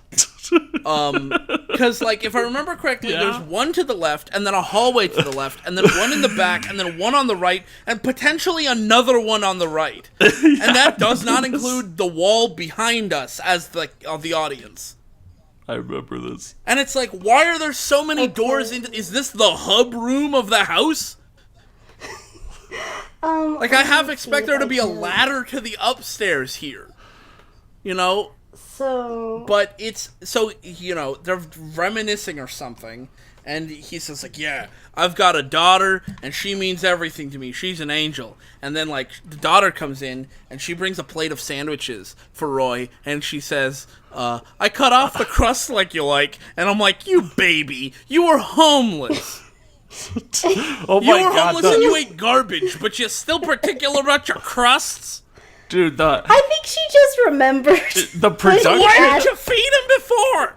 like this set looks so much cheaper than I remember. Oh my the God, lighting yeah. looks awful. I think that's a film light reflecting in the window. Yeah. Just, Yeah. just. Also, it looks awful. Yeah. Also, on the left there, oh my gosh, I keep forgetting. I keep wanting to call him Ricky because his name is Ricky Harris.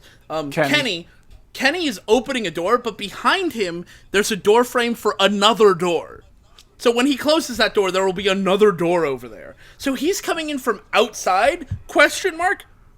And even though that door has windows on it, it's not natural light that's landing on them, because to the left of them to the left of us in the shot isn't a window.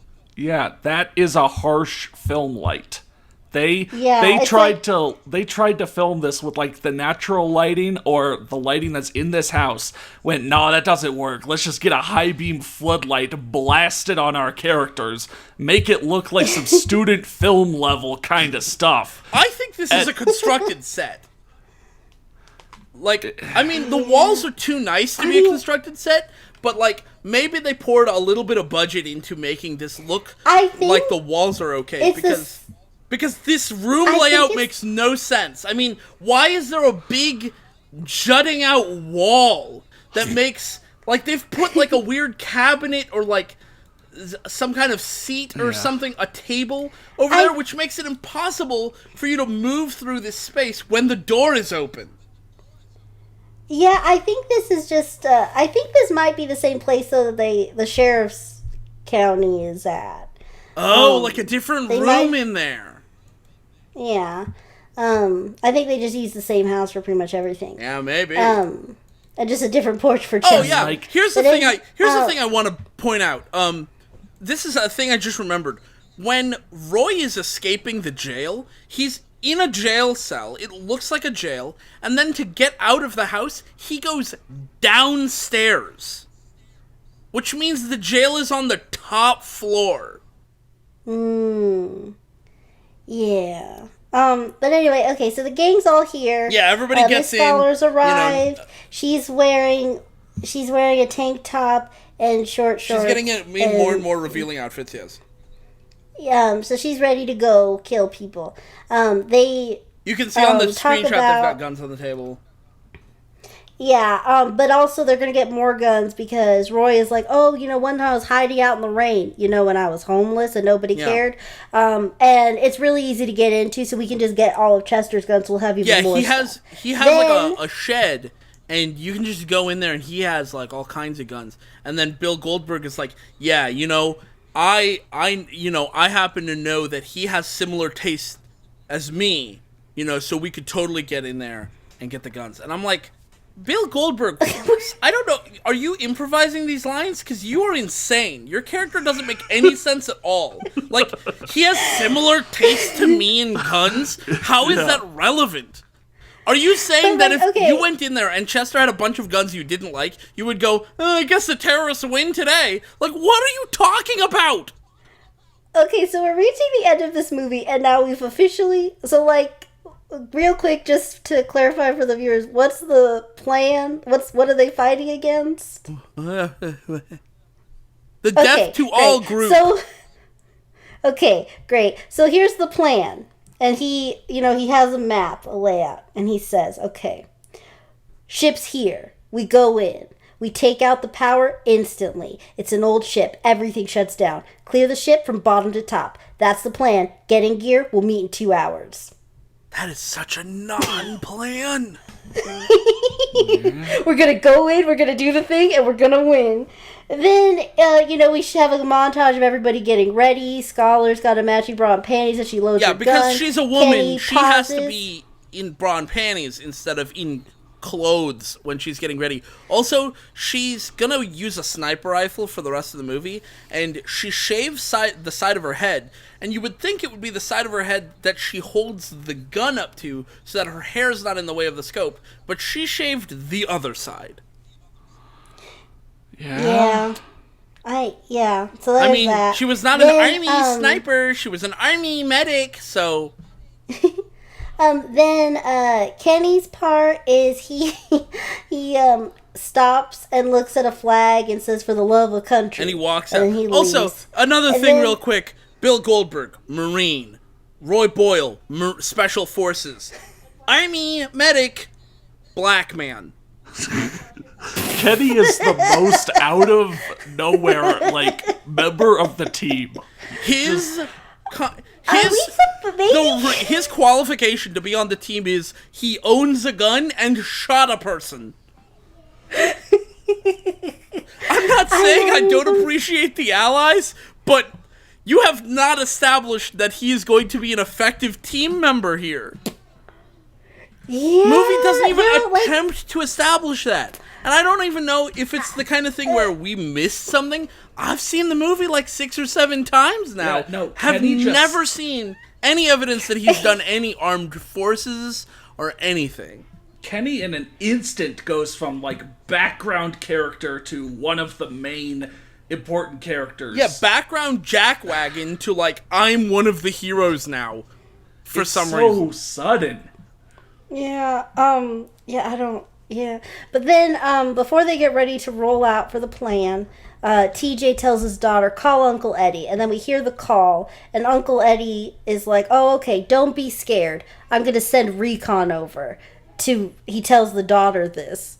Yeah, and we don't know who Uncle Eddie is, but we will find out. Somehow they got, like, this amazingly, like, fancy drone to just sort of, like, scope out the area. Yeah, it's not clear And- where they got the drone from, but they, Roy Boyle's operating a drone, and he's looking around at the battleship, which is a museum, which is being taken by the terrorists. Except in the footage that you can see from the drone, you see a bunch of I got it right tourists here. just hanging out, wandering around. You can see, like, there they are, just milling about, having a good time, learning about history. Like, the film crew rented the boat for all the shots on the boat, but then had to pull B-roll for these drone shots. Yeah, and I really love, all these icons on here. You're seeing the VS is 0.0, the D is 30.9, the H is 7.6, and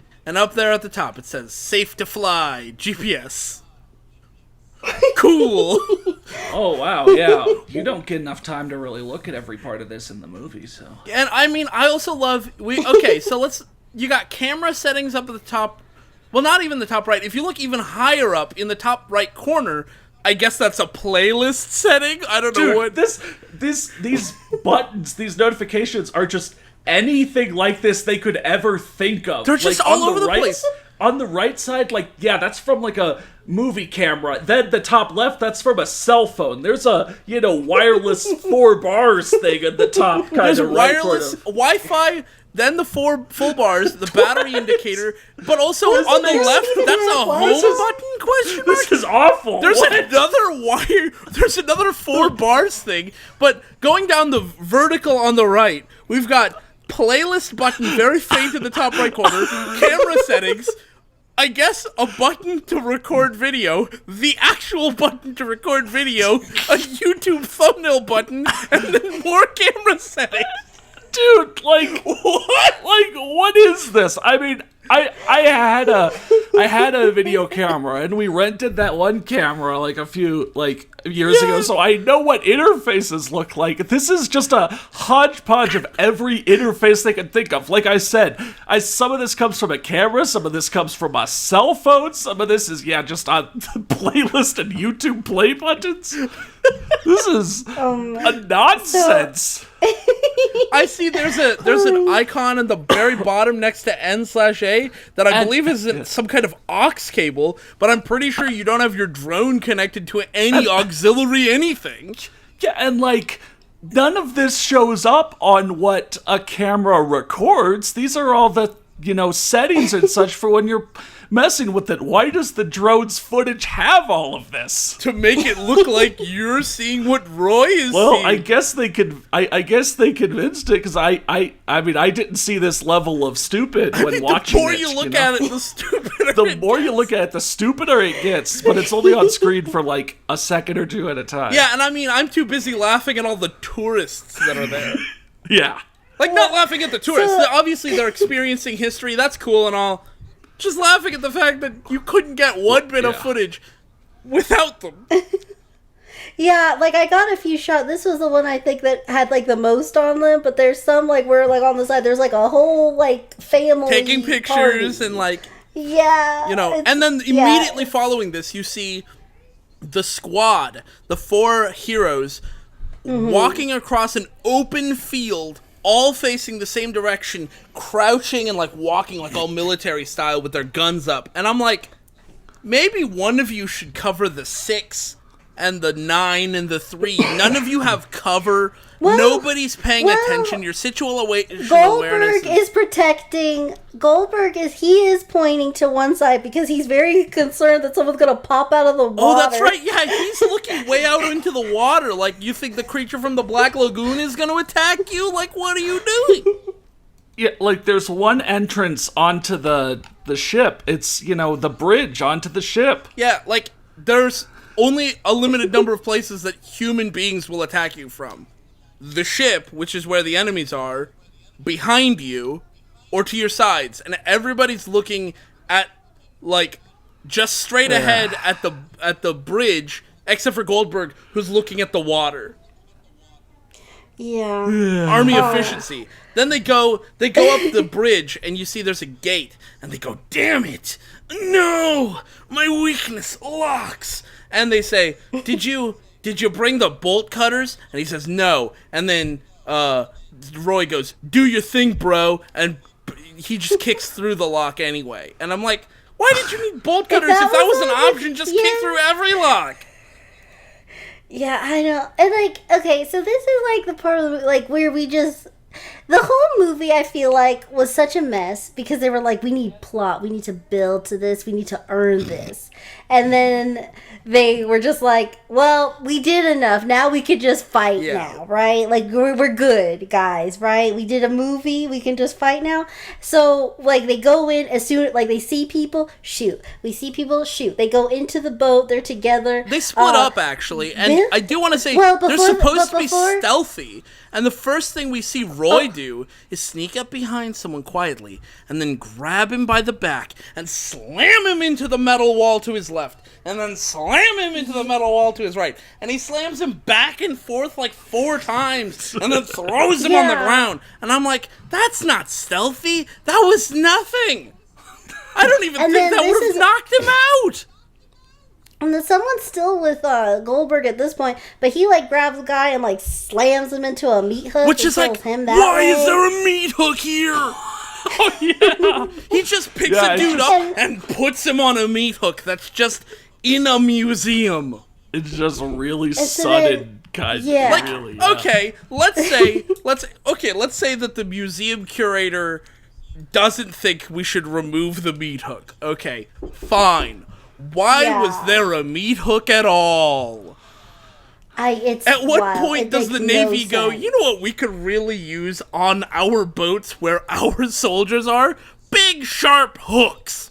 Just make a Yeah. frozen meat room, like in the back of a butcher shop on our battleship. Yeah. Yeah, but like he just wanders around and beats Yeah. people up and hangs someone on a meat hook and kicks another dude down the stairs, and this is all stealthy. Then they then they just sort of all split off into their what's Respective it called? Butt kick scenes. Groups. Yeah. Yeah. So we have our fight from the beginning of the movie where Oh we're yeah, in the remember res, that? and The then pointless dude who talked about James We Dean. learned We that. see that fight the entire thing again. We don't see any new Yeah. footage. We don't see any new context to it. We don't know who this guy is still, and we see him die in exactly the same way. Which, I mean, I guess I'm glad we didn't see him die in a different way. But like, we didn't need to see the scene at all. You could have cut away and then cut back at the very end, and we'd be like, okay, yeah, we already saw that. But no, they just play it for us all over again. Also, Bill Goldberg, because he's a big, strong guy, he gets up onto the deck, and he sees another big, strong guy, and you know what big, strong guys have to do? They see muscle, so they put down their guns, and they decide to have a fist fight like a real man. It's really weird. The four of them, or at least Roy, TJ, Army medic! Kenny, or an army medic, yeah, or at least those three, all find basically their evil counterparts and fight them. Like, Yeah. TJ finds the big muscle guy and has a muscle punchy fight with him. Miss Scholar finds the Femme fatale. woman, yeah, the woman who killed all those soldiers earlier, and has like a cat fight scene with her. And But she then I doesn't guess finish. Roy has this. They don't James finish Dean that guy. fight until later. Right, but like it's so weird how very deliberately they all find basically their counterparts. Yeah, yeah, It's like I think really the- like dumb. and it's like very Yeah. telling that Roy Boyle's counterpart is a nameless dude talking about James Dean instead of an interesting, important yeah, like character at the all. least important Oh, person of yeah. the group. and then so then after they like leave the boat. Hold on, real I guess, quick. they I just go want to say like, the evil. it's so people- predictable how that fist fight goes. By the way, because Bill Goldberg and the other guy, I assume the other guy's also a wrestler of some Yeah. sort. The two of them have their fist fight, and then Bill Goldberg is losing, and he's being pushed off the ship, and then of course, I don't remember who it was, but somebody shoots him at him. He doesn't even shoot him in the back. He has the jump on the guy, but he shoots at him. He goes, "Hey!" And then the bearded guy that Bill Goldberg was fighting just runs away, and they just let him go. Yeah, like then they we see the evil guys, the Death to All, the sheriff, and everybody. They're assembling At Chester's to house. go. Yeah, at Chester's house, and then Chester's like, "Hey, what are you doing here? Who are all these people, friend? And he kills him. He shoots him. He shoots him, and he's like, "Why?" And he's like, "I'm sorry, I had to do it, but like." Yeah, I had to do it to it. him. And Chester lays there and he's bleeding, and he's like, "Oh my god!" And then the bad guys all have a conversation. So you remember there was that guy who burned the Ace of Spades or whatever, and he had that really melodramatic thing he said, and he was the Yeah. one who said like, "Here's the plan: Port City, the museum, checkpoint." You know, Yeah. that guy, so he's standing there and he explains to the sheriff, like, here's all the stuff we've done, we've captured yada yada, we're here. And the sheriff goes, all right, well, unfortunately, we can't have any stragglers or something to that effect. And he just shoots the guy, and that guy's dead. And I'm like, yeah. why? Yeah, what? The guy didn't do anything. He didn't do anything to earn that or even to earn recognition from the movie. He's such a totally pointless character, and after all that, he gets killed. And like, if I was one of the rebels, none of them blink. So it seems like they all know he's about to get killed. But I'm like, would you side with a dude who's ready to kill any of his subordinates at any time for no reason at all? No reason. Hey, Like, At all. I wouldn't. I guess it was just to be like, we really are death to all, like, literally even amongst ourselves. If that's Any other Like, I movie don't- would have given a reason. Yeah, like, or they would have, like, maybe if earlier, like, when they were, like, at the house, if he had, like, if it was a character, like, that had some misgivings about, like, I don't know, like, Yeah. oh, you're, like, either with us or against us, okay, bam, bye. Yeah, no. This But character no. has been a true soldier to the cause for the entire movie's runtime. We have not seen him once question his loyalties to this. He has Yeah. been helpful and masterminding different scenarios that are apparently useful to them, killing random soldiers here and there, finding soldiers for them to, decapitate or turn into dumplings or something. But like, no, he just gets a bullet to the brain. And it's not even the sheriff who kills him. It's, if I remember correctly, the femme fatale. She's standing behind him, pulls a gun, and blows his brains out. And I'm like, what? I thought you were friends. No. It's a totally It's really pointless We're not. betrayal just to shock us. But, like, to what yeah. end? Yeah, so then they get, like, the hero squad, whatever, they left the battleship and they're, like, watching where the evil teams are getting ready to get on. They're kind of, like, meet them at the pass, sort of, I guess. And then, like, that's when, like, the blonde girl people fight starts. But then, our blonde girl, Miss Scholar, gets away and she sees Chester, who isn't dead, but he is wounded. Yeah. And he's not doing good. So she gives him, like, this piece of gauze. A and- notably insufficient amount of gauze. It looks like the moist towelettes you would get at a barbecue Genuinely, place. Sax told me yesterday, she was like, I was watching it again, and it's literally, I've gotten more from a barbecue. Like, more moist towelettes from a barbecue than she gives him to staunch the bleeding Like- of his bullet wound. Cause, like, I get that she has to go back, like, I'm sorry, like, I'm not done fighting, I'll come check on you when I'm late. I get that to an extent, but, like, your whole thing is that you're the army medic and you had some gauze. Why didn't you have And, any like, more? yeah, and if it was like a get- big fight between hundreds of soldiers on one side and hundreds of soldiers on the other, you're gonna be like, okay, look, I have X amount of gauze, I can give you this much because I have like 15 more soldiers to go, help. I'm sorry, your wound is not as severe as theirs are gonna be because they're gonna have like a leg blown off or something. But remember, this is a fight between at most maybe 5 people and the entire Death to All group. She's not going to be going around giving gauze to those guys.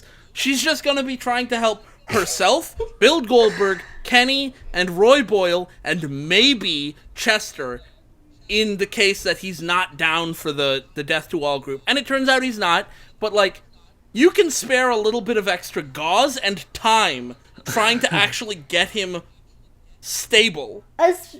Especially since your team is doing Yeah. fine. By the way, they've opened fire. They've just kind of moved into this area. Oh, real quick, I want to say, she has a sniper rifle, but she moves further into the combat zone than anyone else. She gets right into the thick of things with her sniper rifle, which is like terrible idea. Yeah. But then, basically Bill Goldberg is coming in from one angle and he's shooting at people, being a cool guy, and then like oh my god. Kenny. What's his name? Kenny. Kenny. Gosh, I'm never gonna remember. I'm just gonna want to say Write it Ricky. down. So, so Kenny and Roy are both like not quite back to back, but they're both like facing roughly the same direction and just firing wildly at all these dudes, just taking them out left and right. And it's like fish in a barrel. It really is just like they're doing fine, and she's just like, "Here's a tissue. Hope you don't die. Bye." Yeah. Yeah. I mean, he's a weak old man who's dying of blood loss. Like, at least stay there and put your hand on the gauze. Yeah, because, like, then, remember earlier we mentioned that TJ's daughter called Uncle Eddie, and he brought recon. Recon's arrived Yeah, now. soldiers are flooding in from. Well, I mean, technically that's not true. That happens a little bit later. But basically, the fight starts out with our boys, our team fighting the bad guys, and then more soldiers come, and it turns out that the recon that Uncle Eddie was bringing was like more military people, which I guess he was. I think, if I remember correctly, they seem to imply that Eddie was part of the NSA, and that they something like that, which is like. They didn't. Well, they just say call Uncle Eddie, and then she calls him, and he says he's bringing recon. That's all I anyways, saw here. That's... I do want to mention we get to see Femme Fatale versus Army Medic, and they have a great fight, which is just another one of these like, oh, she's a female, so we have to see female fight female because you couldn't possibly have her hold her own against a man or even just fight a man. Couldn't possibly. Yeah. And so they fight each other, and then a Femme Fatale gets killed, I think, right? And then we see Roy is fighting some people. Bill Goldberg is fighting people. We see Bill Goldberg see the dude from before who he had his fist fight with, and that dude throws down his gun, and he tears off his shirt, and he goes, "Ah!" And then Bill Goldberg pulls up a gun and just shoots him, and it's like, haha, that's a funny goof or whatever, but why couldn't you center him in the shot? For some reason, Bill Goldberg is on the far left of the shot, and there's just tons of dead space on the right. Just like out of focus forest and nothing else. I remember this. And it's like, why didn't you point the camera at Bill Goldberg? Just pointed at him. You focused it on him. Why does he have to reach... I don't know, whatever. Then we see Kenny, and he's shooting at the people, and someone throws a grenade at him. And what does Kenny do? He doesn't kick the grenade away. He, of course, has to dive on the grenade, and he dies. And at that point, it became clear to me, oh, this is why they never spent any time establishing what his military credentials are. Because you don't need military credentials to be a human shield on a grenade.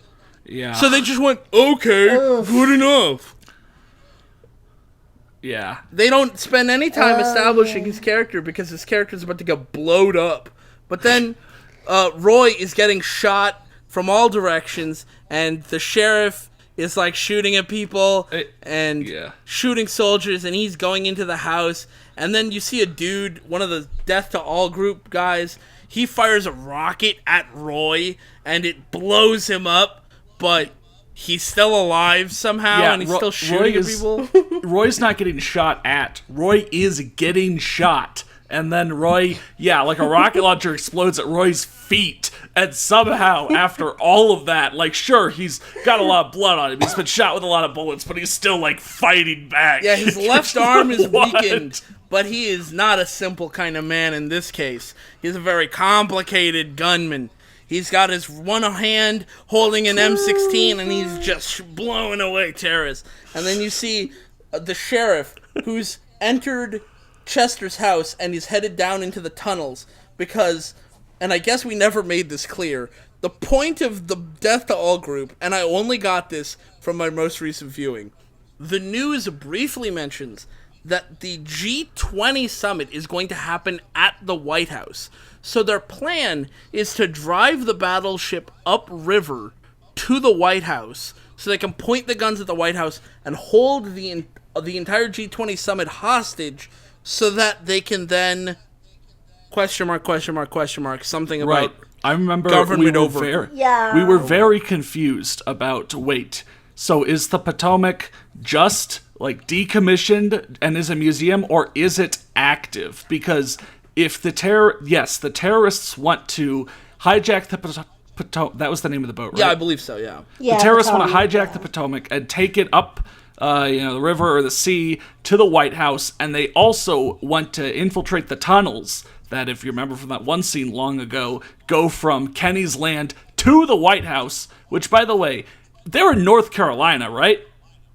I think so. Determined it was like hundreds of miles of tunnel. Like an unfeasible amount of tunnels. Yeah, I mean, like, let's just say the sheriff gets down to the tunnels, no problems. So, okay, that's one man with a bulletproof vest and a pistol. And now you're gonna run hundreds of miles down a tunnel to the White House, and then what?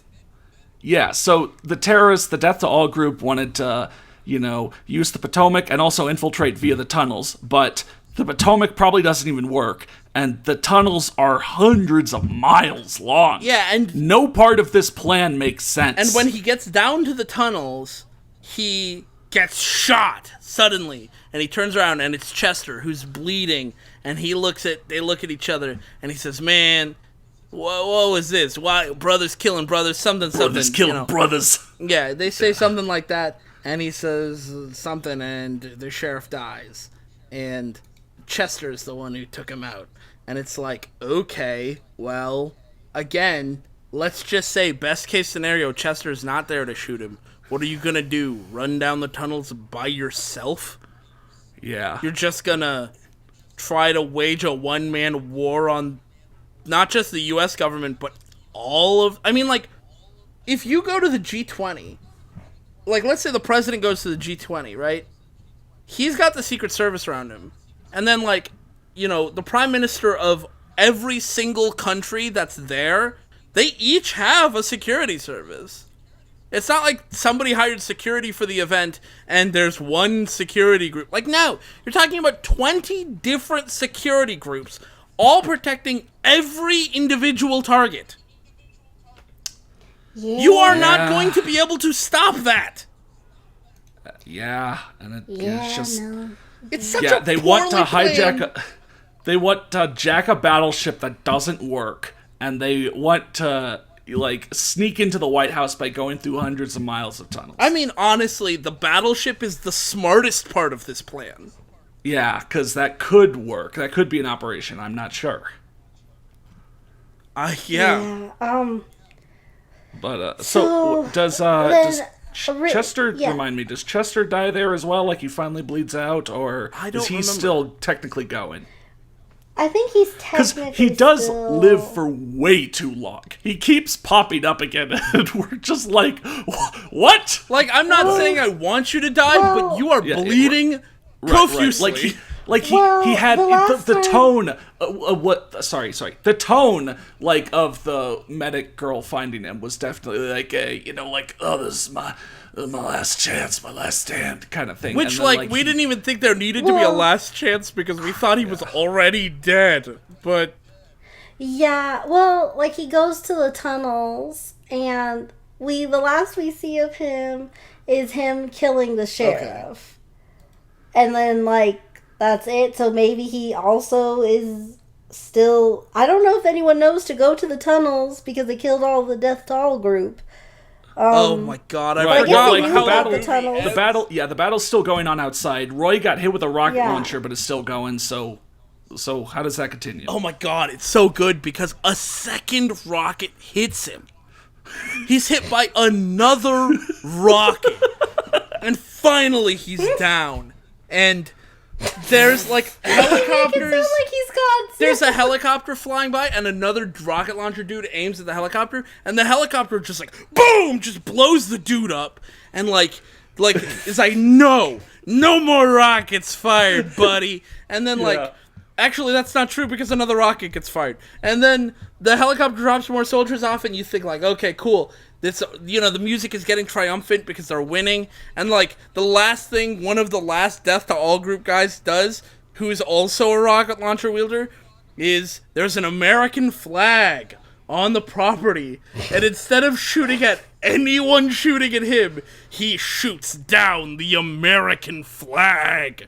And you see the flag fall, and there's this triumphant music as they beat the Death to All group. And Bill Goldberg and Army Medic are they run over to Roy, who's laying on the ground, badly injured, and you would think that as an Army Medic, she would do something to try to ease his pain, or put him out of his suffering, or anything to try to do anything, and instead, without a word, she just stands up and runs over to the more important problem. The flag fell down, and she runs over, when she starts putting the flagpole up, and Bill Goldberg, big strong man, he has to come over and help her, and the two of them put the flagpole back up while Roy dies alone. Zax, you have to put this sequence on screen, or at least parts of it. Yeah. The terrorists, the Yeah. death to all guy, it's a battlefield. Like, a big battle's going on, and he intentionally blows up the flagpole. Of And all then, things. the two other alive heroes run past their dying friend to, pull this flagpole up like in that one Yeah. World War II picture. Like, it's just, so dumb. And To add a little bit, I guess, just a little bit to that, just like the severity of it. Okay, so like Army Medic and him, like we're at your side, like, oh my gosh, buddy, you did so good. Like we're winning, we got him, buddy, we did it. Okay, I'm out. I'm gonna Army Medic that flag. Yeah, later. that's a thing I can Okay, and revive. But then Roy Roy's still dying. His best friend, who wasn't there for him when he was homeless, didn't believe him when he gave him no information, but whatever. Now this is his last chance. Can you be a friend this one time and stay with him till he dies? Bad friend in life, No. bad friend in No. death.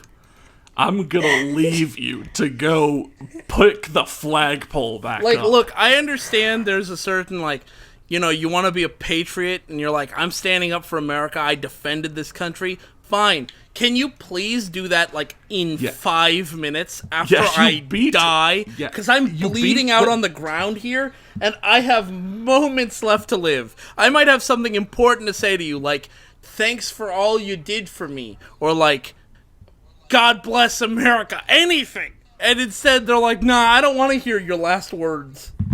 Yeah, you've beaten the Death Doll group. They're all dead.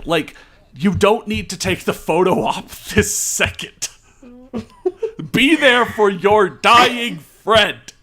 Even if you're going to excuse Army Medic for leaving, which I don't, but even if you excuse her because she does not have a strong personal connection, Bill Goldberg has no reason to Yeah. leave for the photo op Yeah. instead of I mean, it's not even like a thing where they're holding his hand and then he dies and then they get up and do it. No. We're seeing him dying Yeah. and then they get up and do it. And then we just unceremoniously don't see Roy actually die because he is dead by the end of the movie, but it happens basically off screen. His final breath, his last moments, you expect to see his eyes close and breath leave his body. Yeah. And they go, his hand just drops. Something dramatic. No. None of that. You don't get any of that. The tone, what you get from the tone of the movie isn't that he died for America. It's that he died, but also America was saved, and that was more important. Yeah. It's instead of God bless the troops who died to protect your freedoms, it's the troops died and your freedoms are saved. Yeah, just also the fact that the movie ends with just the flag beautifully flowing in the wind and this is what we did. But this whole movie was just such a train wreck. You don't deserve this. You didn't earn this. Send off. Oh yes, we're so the movie definitely did scream America at you, the viewer, but it didn't deserve anything. Okay. Can I just say real quick? that was- I've been listening to Simple Kind of Man since I said I was. It's been on loop. I don't know how many times it's played, but quite a few times. And when I stop the music, I guarantee it's going to sound weird to me. Also, the movie is just such a train wreck that I honestly... It used to be on Netflix. It's not on streaming anymore. It's on It's Amazon on Prime. Amazon Prime. So you should, if you have Amazon Prime, you should absolutely watch it if you like bad action movies. Yeah. And this is, let me remind you one more time. At the very beginning of the movie, it said, based on a true story. Did you hear about any of this? Did you hear anything that could have inspired true? this? Yeah. I feel like I've heard people say about unrelated events to this movie, but I hear people say this is happening in America's back door. You're before. right. Like, that's pretty much the closest. I mean, like, Checkpoint movie based on a true story. I just want to see. Someone might have clarified what. Okay. What are the true events from movies and TV Stack Exchange? The title sequence of the film Checkpoint has a part that says inspired by true events. The story is about a sleeper cell of insurgents who plan to hijack the USS North Carolina. Oh, I guess it was they're driving up the Potomac on the USS North Carolina. From its permanent mooring in Wilmington to use it to sail to Washington and presumably destroy the Capitol.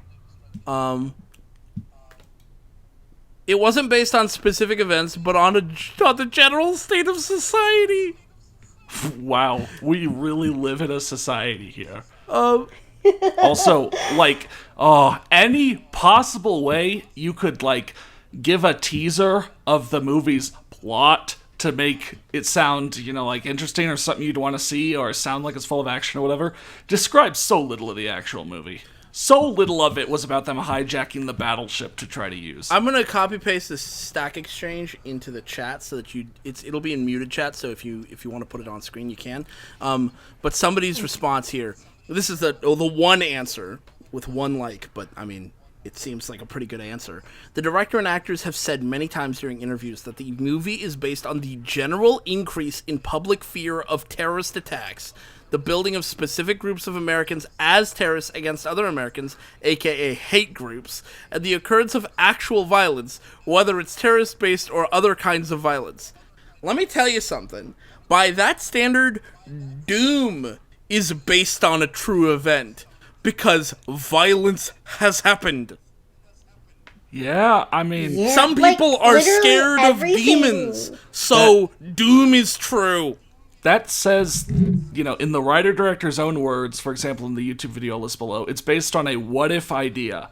That is literally not a true story. Yeah. What That is if the is opposite the of a opposite true of story. true story? Yeah, that's a hypothetical. That is like That is a not true story. When you go to the fiction section in a library, that's the section with the made up stuff.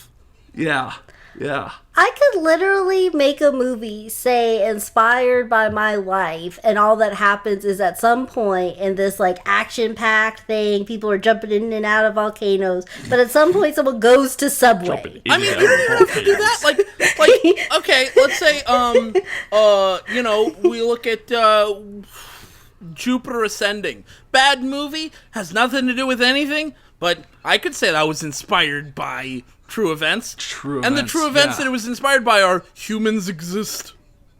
Yeah, yeah.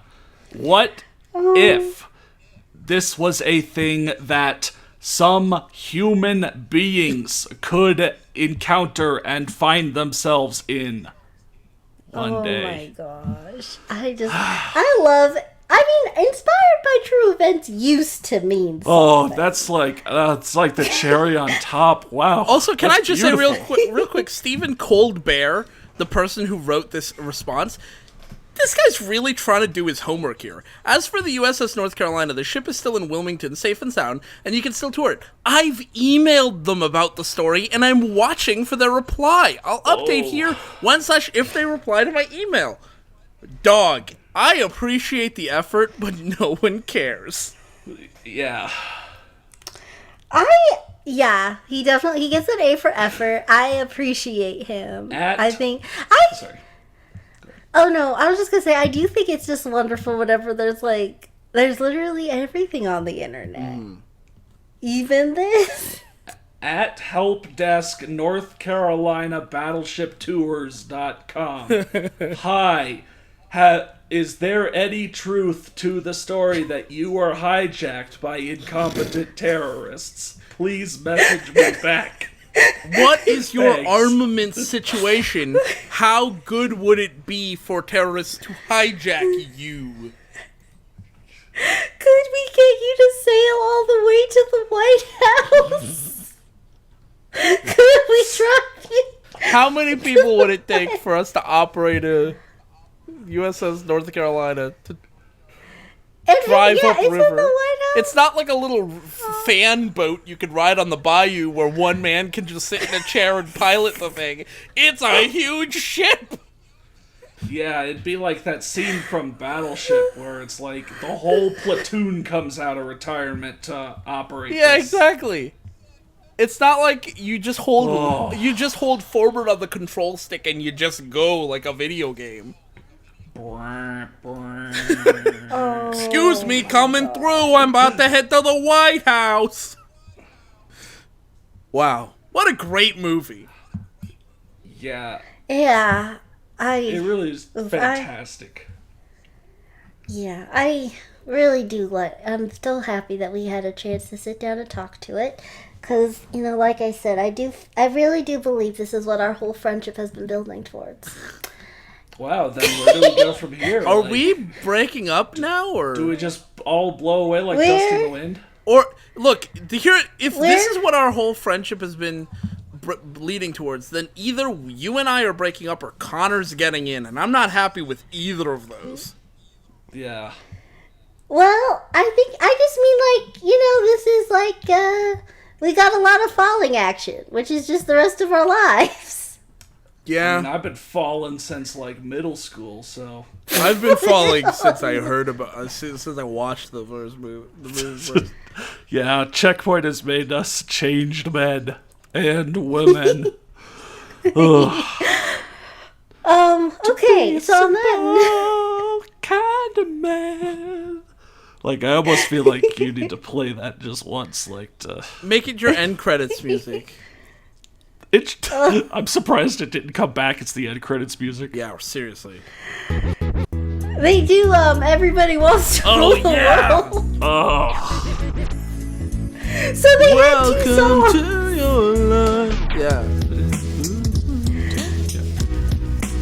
But okay. This has been fun. On that note, thank you guys so much for coming here and dishing about Checkpoint, which is very amazing in its own way. And thank you guys so much for listening. And remember to comment, like, and subscribe because we all need friends. Okay, bye-bye.